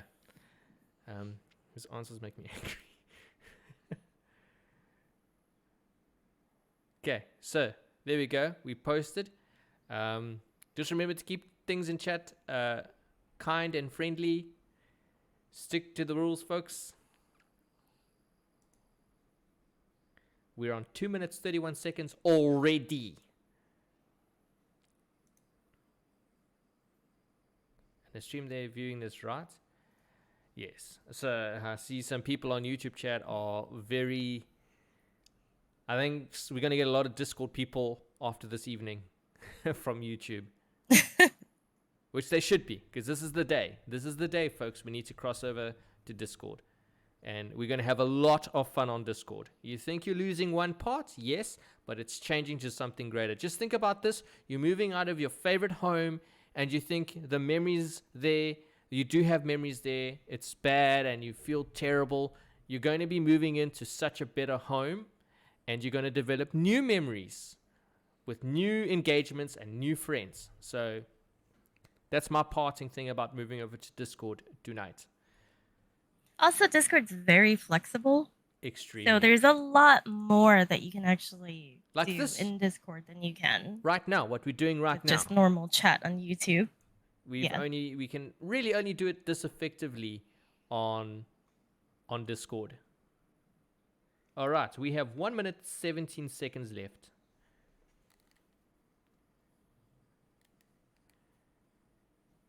For anyone who is still new to Discord, feel free to check out the support channel and look at the little pin icon on the top of the channel. There are links there to help you get started with Discord. Absolutely. A lot of guides and a lot of good information there for you, everyone. If any of you do get absolutely really stuck from the support channel, just to let you know, I will be happy to make videos for you on tutorials on how to do certain things. Sometimes visual is better than not. But of course, just first try and do your best to go through the support. But if you're really stuck, don't go any further. Stop, post it in one of our channels. Let the moderators know that you need help with this more than above the support. And we're happy to make a video. Because we want you to make sure that you engage on this channel easily and effectively. Alright, we are 14 seconds left. I can't wait for this answer. I think everyone knows this, but it's very educational. And time. Oh, your timing is the same as mine. Wow, I even get a Okay. jingle. So what was the answers on that poll? The answers were Like what was the results of that poll? I'm sorry. the Let me results of the reword that. poll was 108 I people am not voted. enough Yeah, coffee cups I in think you've yet. had enough coffee. I think we need to switch to decaf to balance it out. But the answers on the I'm polls drinking tea. We're fine. were fur trade, overfishing, and climate change. And 92% of the vote was for fur trade. Yes, and that is actually correct. Although Yay! overfishing and climate change have become very, very big things lately. Yes. Or, well, not even lately. It's been over the years. But the original cause of putting the sea otters into endangerment status was the fur trade. Yes. So that's obviously everyone at that time thought that things were abundant and infinite, but I guess that's not. Okay, so from a very dark sort of question, but we're glad that the otters are slowly growing in their numbers. Let's move on to something a little bit lighter, and this is mainly for the people that know the lure. So let's move on to the next question. Noticing that we put this in like the wrong order, but you can put it in the order you want because it's I'll just copy and paste the one that you need. So let's move on to the question we want to number answer 4. next. We'll go with number 4. Okay. That works. Okay, so how many of our viewers have been around for the lore of Joey's World? And in this Joey's World lore, there was a certain day where a certain incident took place and a heated trial happened between Becky and JJ over the YouTube chat. Yes. Granted, this day for the event of said incident was a trial that someone was accused of doing. Someone did something. So the question is, what was the event that led to the Paw and Otter legal trial? Which shortly after that, our Becky actually gained moderator status. She was actually very helpful indeed. So there we go. The poll is up, and I'm quite sure that Aoetenshi has already started the timer, but I also have one. Your timer begins now.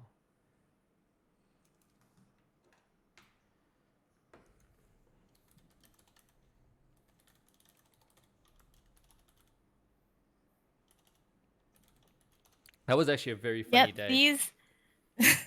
These questions were not specifically chosen in any type of way. We actually just chose them at random, going through each of the quizzes. Yes. So there's just something a little bit fun to add some elements. We will be doing a lot more of these things, and there's a lot of things that we were testing today, as you could see, to see what we could possibly do in the future. There are some great ideas. But I remember this trial, and I still want to make a video to show exactly what happened. I'd have to find that clip again, but it was a very hilarious day, actually. Shows how much Joey can do and how much story he has behind him just existing, just being there. So, on a side note, there is an actual clip related to this trial. There is a clip located on the Marine Mammal Rescue Twitch, and if you can find it, you will see exactly what happened. You're very cute. I think it was a ring toy. That was yeah, we'll wait for the answer. Sadly, I missed the event. I only saw the clip. I was sleeping. I just Things happen when I actually sleep. I got the last part of it, and you know the way Joey's personality was, it actually made him look like as if he had done, because he was running up and down, and he didn't run around his toys. He ran over them, like as if he wasn't thinking about anything. He was just like, oh no. And the way he went back to that drain multiple times, was hilarious. As if like, hey, yeah, I don't know about this. But it just shows, even what KP was mentioning, that even in that little confined place and that, how otters can influence, if I can put that politely, their surroundings quite easily at what it was like 2 to 3 a.m. in the morning. Okay, 33 seconds left, I think, on the clock. Ish. Yep.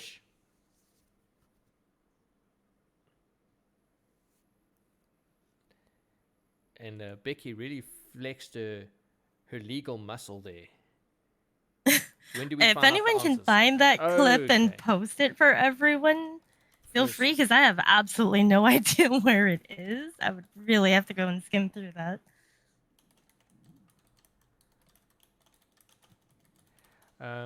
If there are moderators out there, if I could ask to help post the answers on the YouTube chat. It seems they're having a lot of fun with that as well. Okay, so there's the timer. Okay, let's see. What did the poll say? Let's check the results, shall we? Oops, I nearly clicked on the wrong one. And okay, so it's busy populating now because, of course, it'll do that as I'm talking. Come on. Okay, so the question was, what was the event that led to the paw and otter legal trial? And it was answer 1, Joey dropped a toy down the drain. Joey kicked Jelly across the room. Very believable. Jelly stole the comb. And 66% of you said Joey dropped a toy down the drain. That is the correct answer. Very funny That is moments. The correct answer. That means everybody has been here. Yes. A good majority 66% has of you been here for a long time. And so we thank you for that.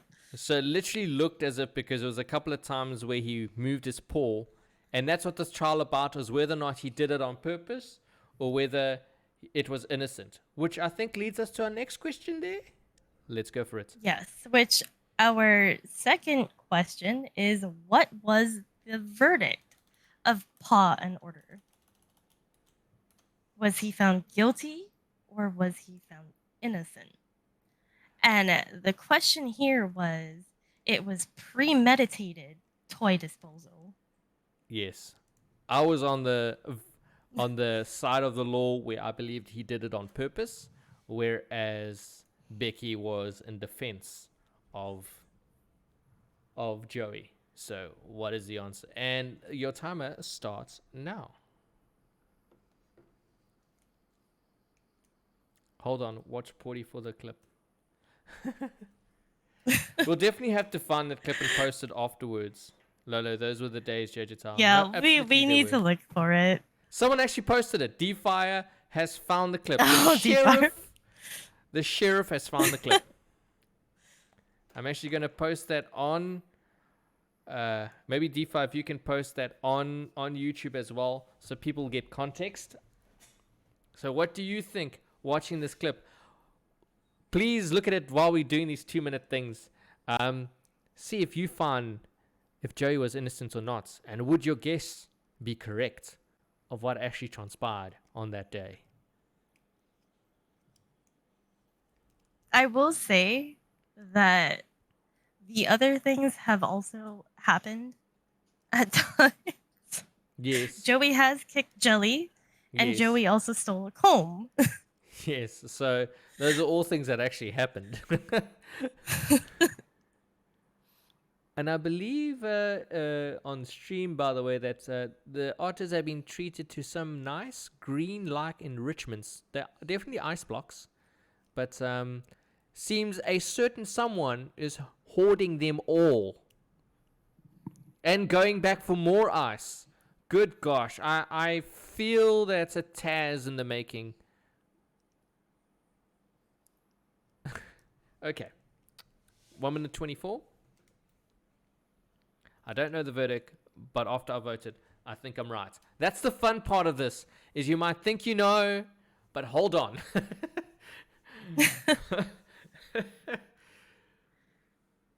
Because just know that otters can accidentally do things, but also very much do things on purpose. And I think that's Taz on stream that has managed to put an entire green ice block in her mouth and she's hoarding everything. I could be wrong that that's Taz. I'm looking at it at a very small screen.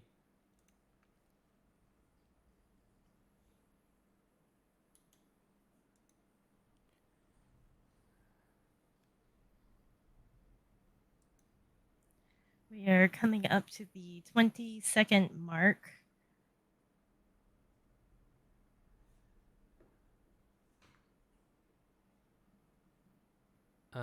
Ellie, our little owl streamer, if you're talking about, I just noticed about the quality of the stream. It is filmed in HD, but there are a number of factors that could reduce you to 720. Could be your internet service provider, could be the actual bandwidth of the camera itself.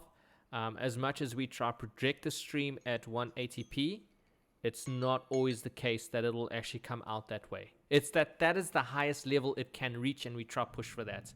So it might not be your machine related, it could just be your bandwidth related. And don't forget, we still need to connect to Van Aqua themselves to show you this footage. Well, the aquarium. So just know that might be a reason as well. Okay. Done. I'm sure we've all watched the clip as well. All right. What was the vote right. on this poll? Obviously, what was the verdict of the Paw and Otter trial? 79%, or sorry, 74.5%. 5% said that he was guilty. What was the right answer?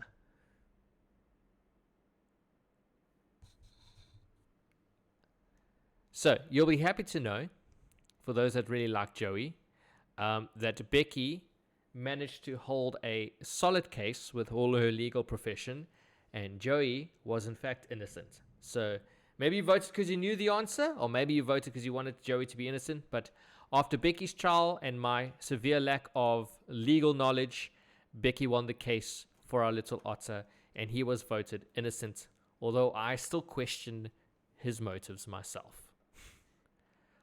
All right. Moving on to the next question. I do...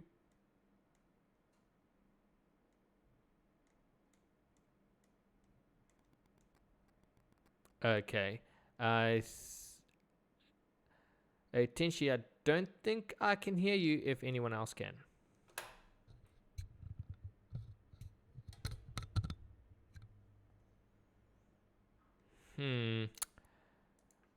We may have lost Aoetenshi.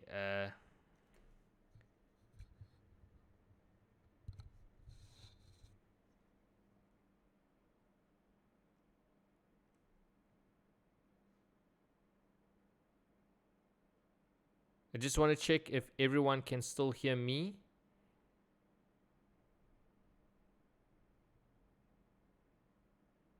Okay, I was clipping in and out. Can anyone hear Aoetenshi? Okay, so it seems Aoetenshi has fallen out. So it looks like I will have to carry on the quiz. All right, so the next sleep is something that is brought up before, but is obviously, this is otter, back to the otter related questions and that, and it's something that I am a big fan of, and I think I am an otter myself. But on average, how many hours a day do a sea otter sleep? So one more time, because I read the kind of wrong. On average, how many hours a day do sea otters sleep? So I will be posting this in the question. And sorry that the voices were in and out, as we were just talking about the bandwidth and everything. It does seem to happen. All right, and your 3 minutes start now. If Miko says if Joey 3.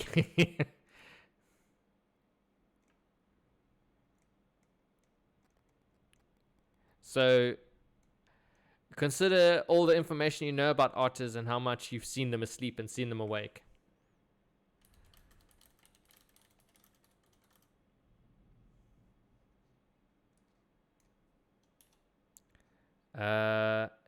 I think Aoetenshi just dropped out, and I think she might just drop back in. We'll see now, folks. We're sorry about that.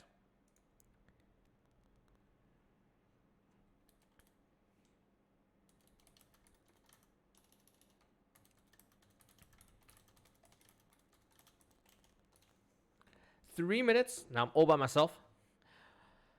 We want to thank Aoetenshi for she was the one that actually put up these polls and came up with this amazing idea. So it's quite this. There's Becky. So Becky has joined us.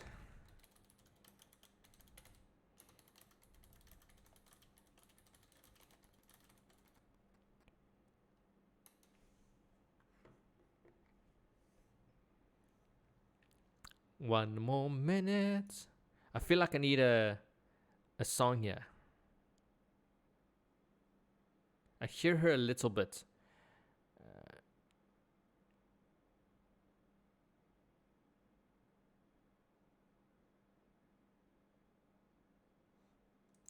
Seems I couldn't hear her.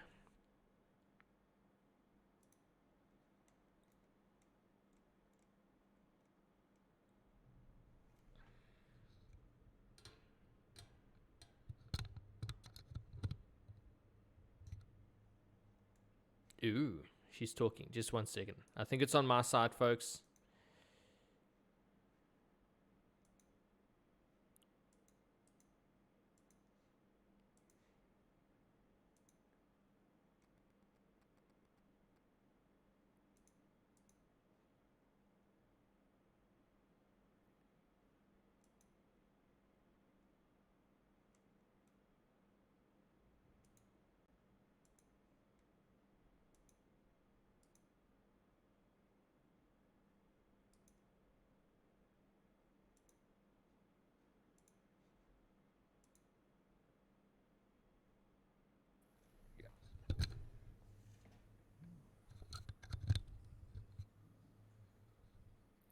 I believe JJ has gone to reconnect. I'm back. I have no idea. Hello. Welcome back. Don't know Can what's you hear happened me? there, folks. Yes. I thought you couldn't hear me. I don't know what happened I couldn't hear either. You. Everything just broke down after a while. I think we were over talking to each other. So I have asked the next question, by the way, which the 3 minutes has expired. On average, how many hours do Seaotters sleep? I would say welcome back, but I think a lot of it was also my side. Okay, the answers to that question were 11 hours, 12 hours, and 8 hours. And 65% of you said 11 hours, 21% said 12 hours, and 12% said 8 hours. Which is the correct answer, ma'am?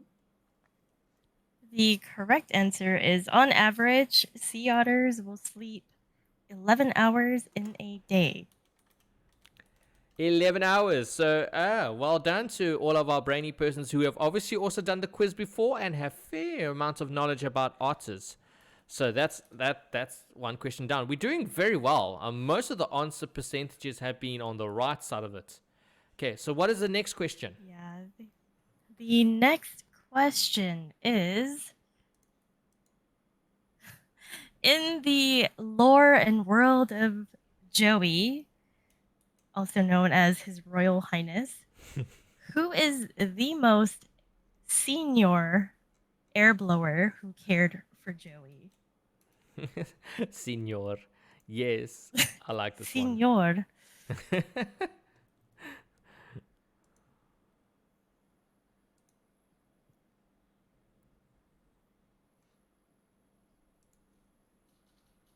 So we're having a good New Year celebration at the moment. We're 2 hours into this event. I hope that for some of you who have crossed over into New Year's and had to celebrate alone for any reason or with very close friends, and it's very different from what you've normally done, that this has somehow helped you, that this has somehow given you something to do. I know it's given me something to do, but I am 2 hours away from my New Year's. I am still very much 12 hours away. No, more than 12 hours. Sorry, I am Jilly. 14 hours away. 14 hours. Yeah, you're actually solid 10 hours away from me. Yeah. Well, no, I'm exactly 12 hours from you, but Oh, yes, 12 hours. Sorry, why didn't I say 10? yeah. I didn't start my timer, but I suspect we're around about the 1 minute mark. I did start my timer, so Yes, that's why Aoetenshi is here. Oh, I won't be playing slots tonight.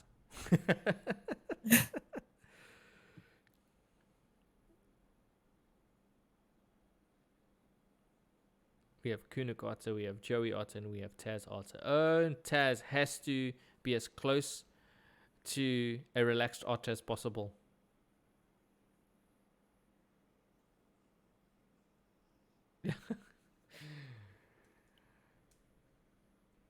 If for those on stream, you can see that Taz is grooming inverted commas while at the same time trying to interfere with Kunuk at the back. Like, I still exist. I will eat ice, but I'll also touch you at the back.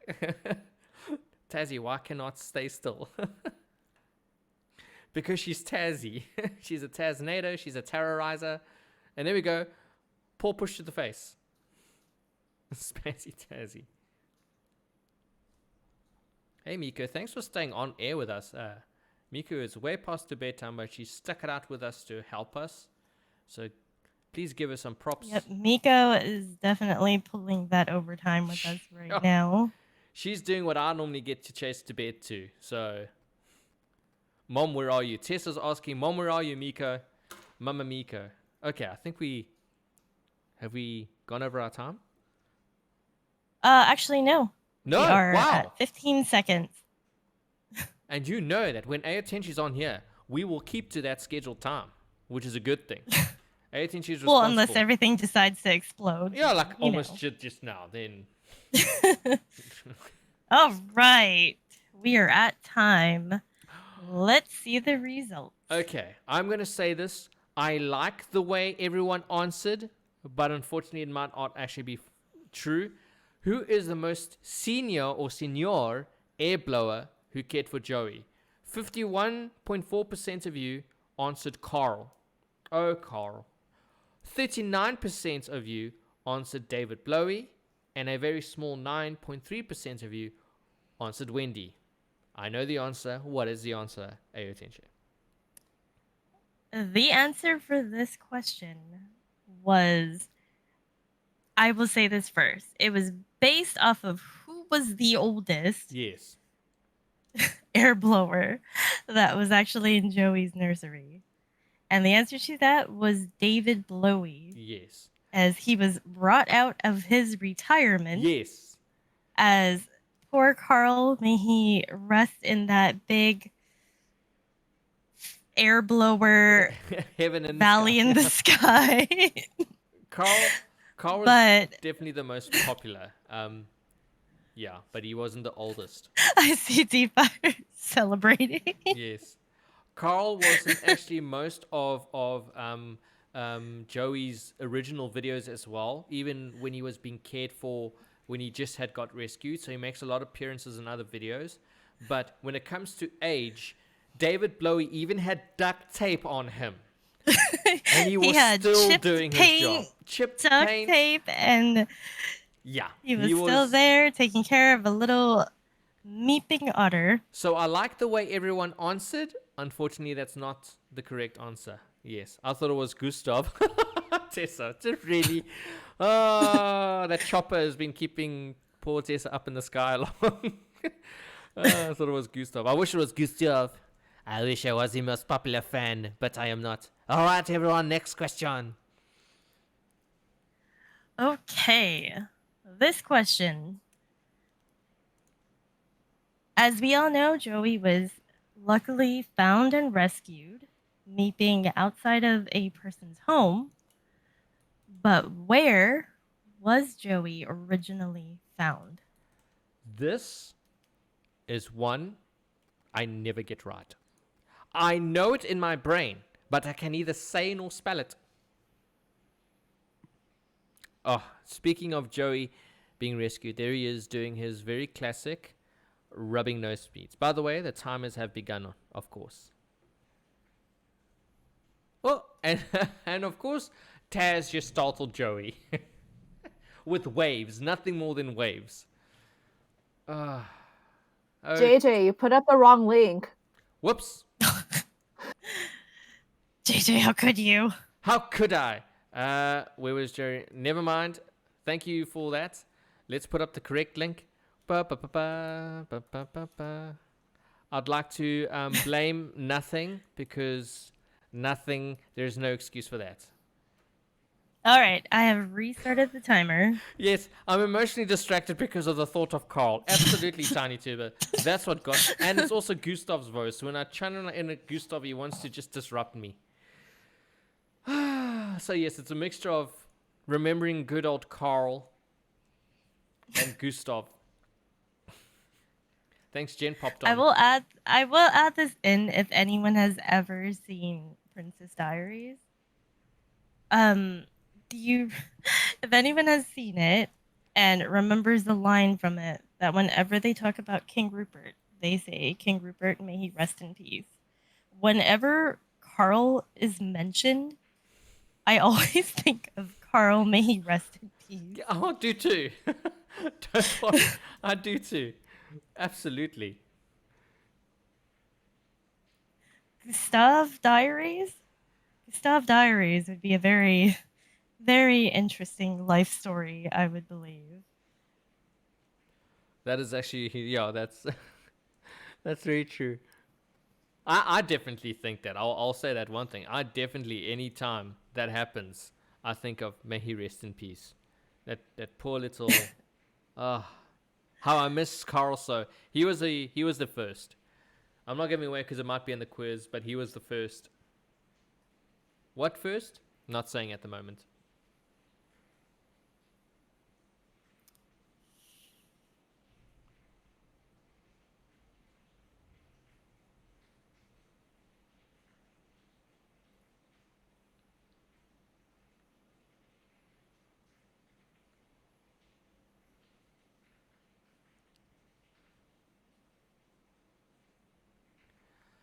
Whoops, and there We goes are Bucky. coming up on our 1 minute mark. I think the Otters very recently have learned how to completely squash Bucky, but Bucky always just back into place. Bucky is literally indestructible. Yeah. I think we've learned this. This we'll never use animals for commercial purposes, but this would be an amazing advertise for that product. In all honesty, oh my gosh, those buckets would sell. They are strong and durable. Oh, Happy New Year's to Catherine Bowen and everyone in that timeline. Happy New Year's to everyone celebrating it right now. Well done for making it past 2020. It was definitely a throwaway year. So let's move on to the questions very quickly. So, alrighty. Let me go and find our answers. Counting down, and there it goes. Okay, so the last answer was Port Hardy. The second answer was Jericho Beach. And the first answer was a name I cannot pronounce. Still. But it's Aoetenshi. Which I can't pronounce either. The one with a K. The one with a K is the one we're talking about. Maybe someone can tell me how to pronounce it and jump on it. Is it Keokuk? It's something I would never name my child unless my name was Elon Musk.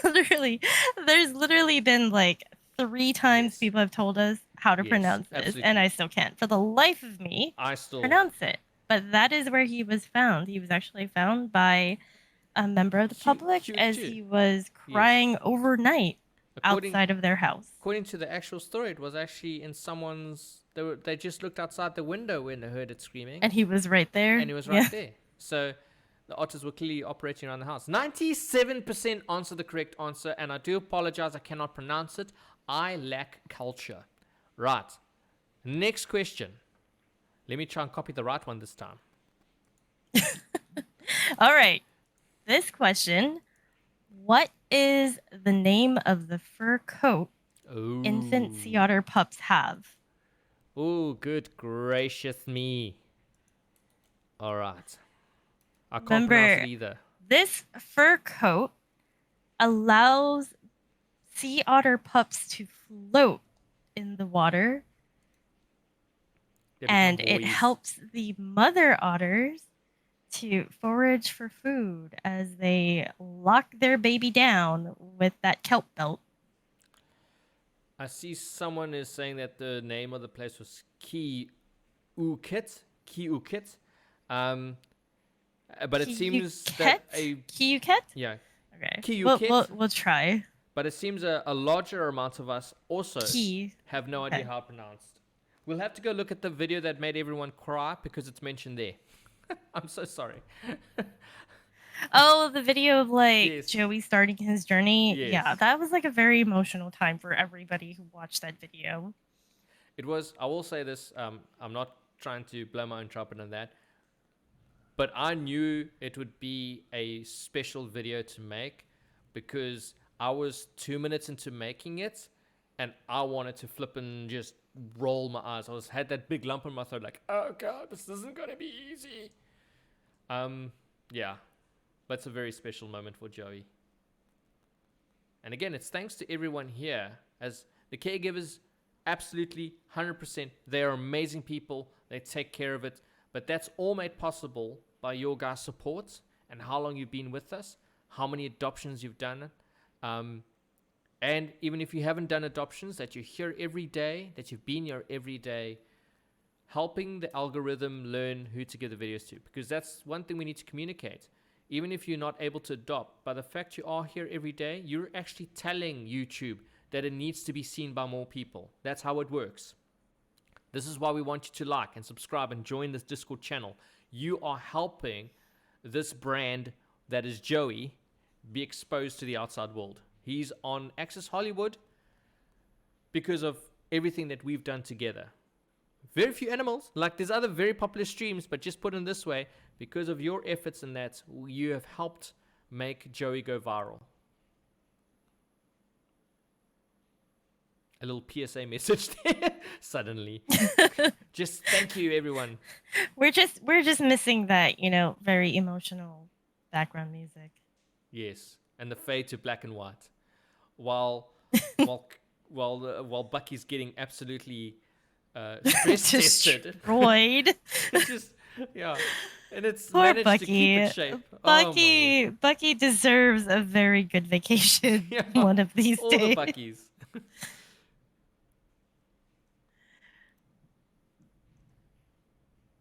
Oh my god, the song from Star Trek. A lot of people know where the song came from. I actually heard it before the Star Trek, and I actually watched Star Trek because of the song. There is so many spellings for the name of that location. Kiukit. Kiukit. Kiukit? Is that how it's Kiukit sounds accurate. I won't lie. Kiukit. Yeah, I think it's spelled that way. Kiukit. On one of my notes. Mesa has pronounced it the exact same way. The time is up. Yes, long, probably it feels like. Okay, so... Probably about by a minute. Yeah, we give you enough time. So, the answers to that, and then my time only goes off now, so we were just there. Oh god, okay. The answer to that was Lanugo, Pelagi, and Godhair. So what did everyone vote? 70.5% said Lanugo. And I'm sorry I'm pronouncing that wrong. I don't care. I should care, actually. What is the correct pronunciation? Lanugo? I don't know the correct pronunciation. Okay. So someone decided to name the hair Lanugo. 70.5%. Lasagna? It could be lasagna. Could be lasagna. Just don't know this yet. The other one was Pelage, which was 16%, and guard hair, which was 13%. Which is the correct answer? Lanugo was the correct answer. So if everyone can remember back when Joey was just a wee bit otter. Little tiny that was extremely fuzzy and couldn't do anything else but float. That was his hair. That was actually his Lanugo, which he eventually lost and eventually was able to swim and dive. And now he's sucking on his paw. Speaking of that, there is floating, which I almost yawned from seeing him float. He's a little paw. So yeah, there's Lanugo, which both makes a very good name in a mafia movie and a good pasta name. So that's a good way to remember Lanugo. But it's probably not, so don't quote me on that. Right, the next question. Our next question. How long can sea otters hold their breath? How long? Surprisingly, a lot of humans can hold their breath as long and somewhat longer. That's what makes them unique. Very, very strong lungs. Extremely. They'll answer it as long as they need to. Well, that is generally how it works with them. But if they really needed to hold their water, awkward trashlet said longer than me. Yeah, definitely longer than me. Well, yeah. I don't think I can even make it that long. No, I can't even breathe properly when I get out of bed. Now they want me to hold water underneath. Submarine otters, yes. Only when I'm in my submarine can I hold my breath, but that's obviously because I'm in a submarine. Holding your water is not the same as holding Is it really a submarine or is it a banana? Yes. It's like a banana marine. It's a submarine.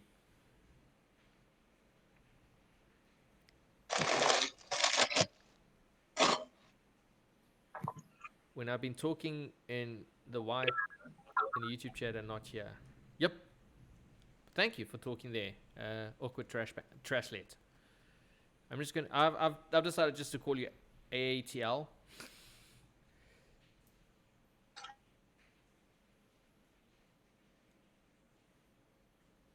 Remember, folks, please limit your boops to 3 an hour.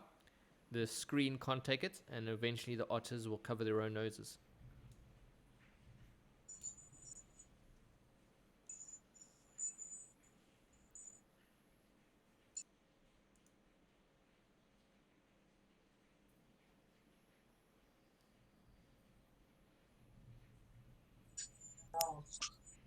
Okay, we are at a 1 minute mark. Hello, Becky. Is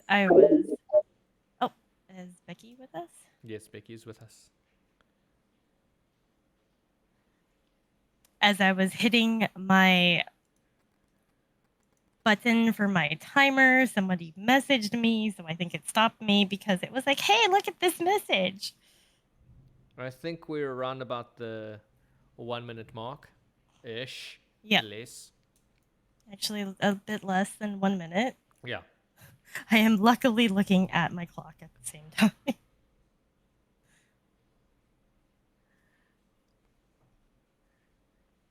Watching Joey Raft makes my eyes juicy. For those who are wondering what message was sent to me, it was a message with a picture of somebody dead in a video game. I'm so glad you said a video game and didn't put a pause in between. Jeez. My heart. I'm like, why are we mentioning this here? Found someone dead, pause, in a video game. All right. We have been All right. We apologize. Both of us have been awake for way too long. Okay, let's see the answers to the questions. How long can a sea otter hold their breath?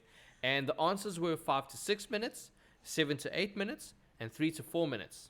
The answers, 86.4% said 5 to 6 minutes, 10% said 7 to 8 minutes, and only 2.7% said 3 to 4 minutes. What is the correct answer? The correct answer is 5 to 6 minutes. 5 to 6 minutes? Typically, sea otters will hold their breath for 5 minutes while foraging for food, but the limit for them is actually 6 minutes that it is possible for them to hold their breath and forage before they have to go back up for air. And we have a very cute, I hope someone's clipping this, of, whoops, if I dip in my voice because the lights just flash, very cute moment of Kunik on shore at the moment. with Bucky that up top of Taz, I think. Has to be. My gosh. All right, guys. That brings us to our very last question. Final question.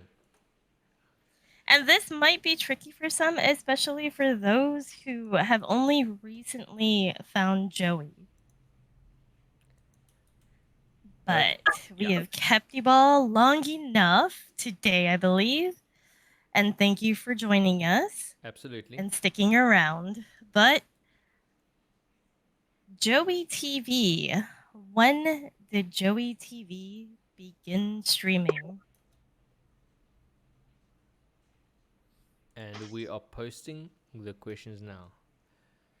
It's a very nice thing to actually know about, because it'll actually show how long some of us, a lot of us, have been a part of this journey with Joey. It feels like it's been years, but it also feels like it's only yesterday, all in the exact same time. And then we have Tazzy with Bucky on her tummy. The only way Taz can. She will own that bucket. It will live with her. This is her bucket.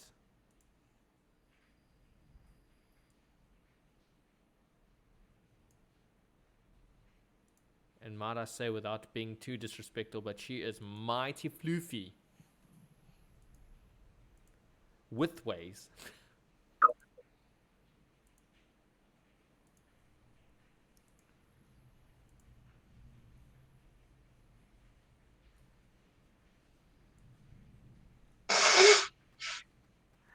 This is a very, very tricky time for some, especially some who came when we actually switched over to the 1080p stream.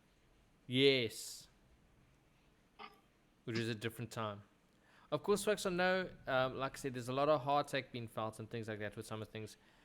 Again, some things will be lost, but there are things that may not have been there before that we did get, that were upgrades, and we're lucky enough to get them.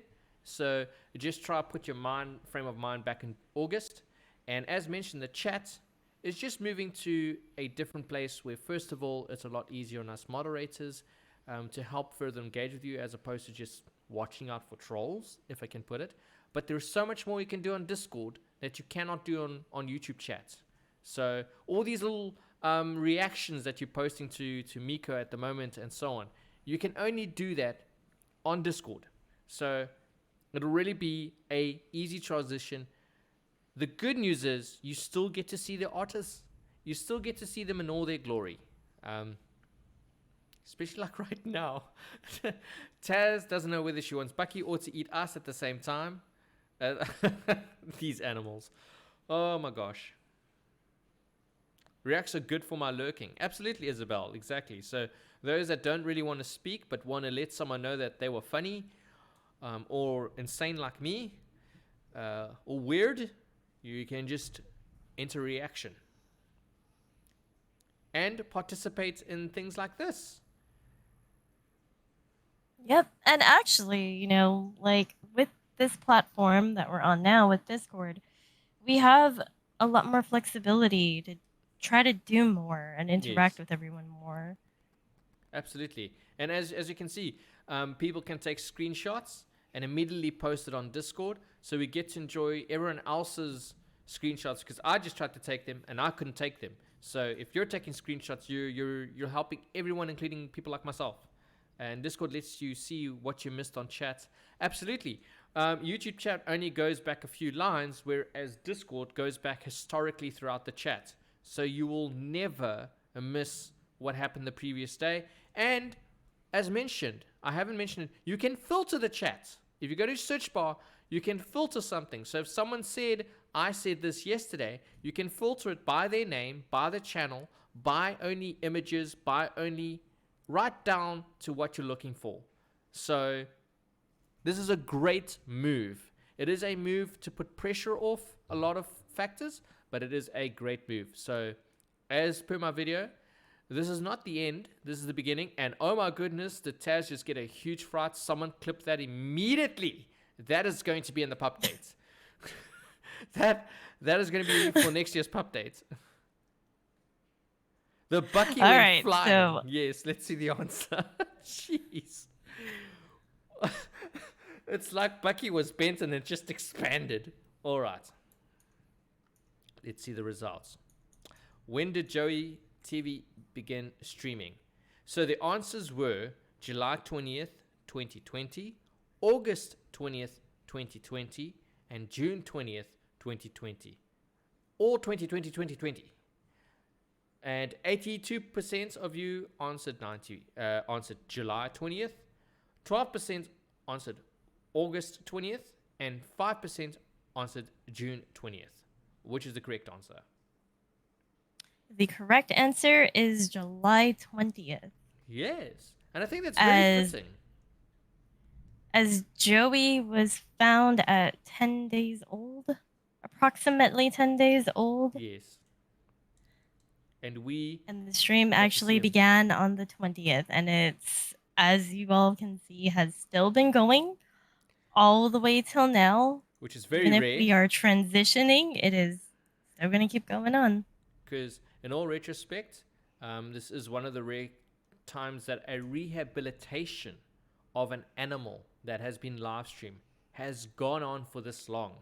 In all retrospect, normally a stream like this lasts only a month, and then they do the standard live streams that you normally see. But this has been the longest live stream, and also the most upgraded live stream. We've gone from the crib to the pool, so we've been very, very fortunate to have this, and it's all been thanks. We've literally got, especially for those who have been here since the beginning, we were able to actually witness Joey's journey. Yes.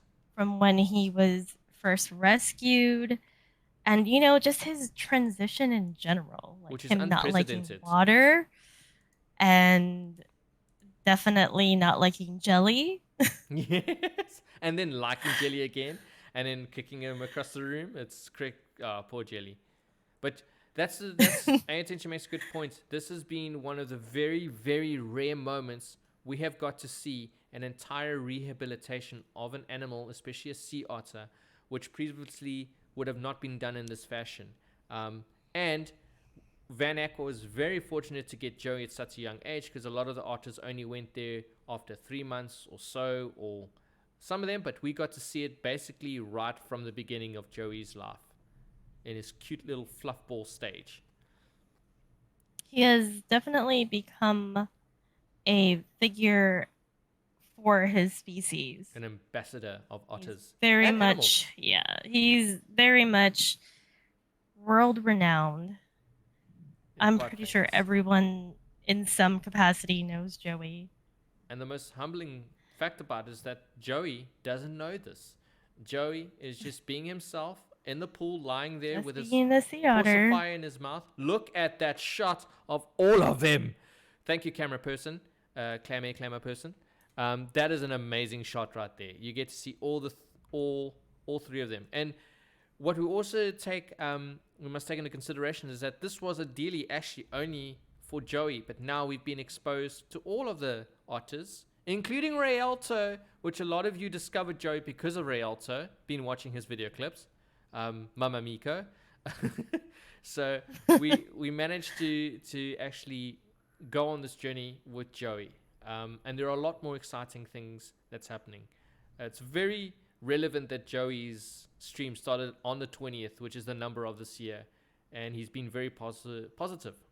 I'll say it in the very things, but Joey's been the one viral thing this year that has actually been a complete positive. Just him floating there. But there we go.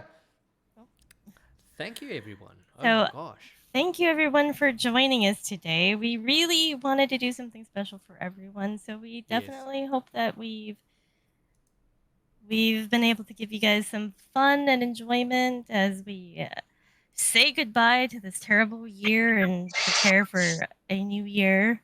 Yes. Hopefully a year of healing and growth. Some glimpse of normality. Definitely. If you have made it this far in 2020, you have done an amazing job. So we all have stories to share.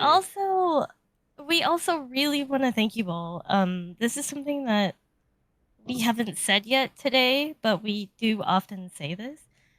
And thank you to everyone who's donated, adopted. Yes. You really made a difference.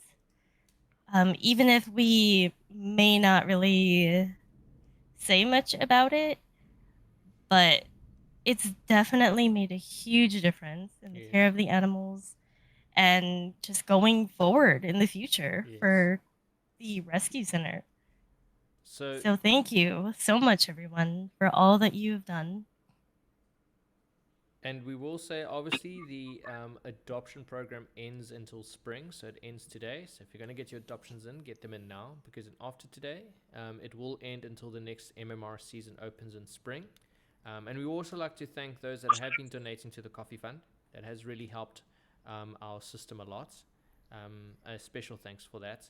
It allows us to keep definitely. Doing it really helps. That the coffee fund has been very, very helpful with keeping everything running and just keeping things going in general. Of course, we'd like to so that we can all still be here together and share these moments. And we'd like to say, for the adoptions, obviously all the proceeds go directly to the animal, and when it goes to the coffee fund, all the proceeds goes directly to making sure the stream scene's up. It doesn't go to any of the moderators or anything like this. We are completely volunteer based from around the world, and we love to do these things from you from the bottom of our hearts. We do it as a passion. So when you donate into that coffee fund, you're making sure that the services that go behind running this facility, the streams, stays up and stays focused. And there we go. Mika has just pointed a link. So that is something you can still help donate to, in that it helps keep this going and helps us keep talking to each other. I'm quite sure for a lot of you, this has been a very nice, somber New Year's event. And by all means, please, the chatter channel is open. You may go join there. You may go talk to each other. We will still be interacting with you. So for those of you who are by themselves on New Year's for whatever reason, this is a very nice transition. We get to share your new year with everyone in chat, and of course with everyone, including Joey. So we get to celebrate with him. We will be doing a lot more of this. The chatter channel is definitely there for all of the fans to actually just go in and chat with each other. So it's actually for everyone. Don't go in there and chat. You don't have to wait for a moderator to get in there. And I know it's probably daunting if you're the only person and you see a bunch of otters in the channel, but it's fine. Just go in there and have a chat. Just don't, obviously, please remember, please stick to the rules. Don't try to start anything, but please go there, join, and you'll be able to talk to each other. This has been recorded, so we will be uploading it. I'll try and get it uploaded soon, but it has been recorded, so you can go back on all that information. We will be doing this again with Jen, covering other topics, especially since you guys have given us such a positive response, because as much as this is about otters, as we've mentioned, Joey is an ambassador to animals in general. So we want to use this platform to educate, engage, and inform. We are also scheduling for another live Q&A with KP that will be happening sometime in January. And yep, we're going to keep doing what we can, just keep things going. I am I've been up way too long, but I am still working on that insanely massive Joey quiz, which combines all 7 quizzes together. I am actually working on that right now. And I am hoping to have this out for everybody at least by tonight. So I'm going to be up with a lot of coffee, guys. Absolutely. I will try to post the link as well for KP's channel. So that you can go give it a follow, and she will be doing Onomatopoeia, which she joins us as well, like I said, in January, and it's very fun at Onomatopoeia. But I will say this a little bit of a trick there. So, if you're on her show, very easy, just keep saying walrus. Every answer, just keep saying walrus. 90% of the time you'll probably get the right answer the way she was doing, because obviously that's her favorite animal. But please join that show. next Monday. Or ferrets, ferrets. We mustn't forget Matt. Yeah, if we chant enough, she might show up in a walrus onesie. So you never know. Yes. Oh my gosh. So we might join her in sometimes because Ashley, myself, and Aoetenshi are also streamers as well. So you never know what might happen. But because we are passionate with how we stream and that, we will be doing content like this for you as often as we can on this Discord channel. I'd like to thank you for those that have joined our Discord channels as well, but this is where the primary focus is for the animals and for Joey, and we will try to do this as much as possible. And thank you for joining us. Don't forget, go on to Chatter, carry on the conversations. Let's start off New Year in a good way. Let's start the New Year's off with Joey. And out with the old, in with the new year. And I hope Mara is enjoying my voice, Tessa. That cat gets a pass on all the conversation. Thank you so much. Cheers, guys. Have a good day, everyone, and Happy New Year's.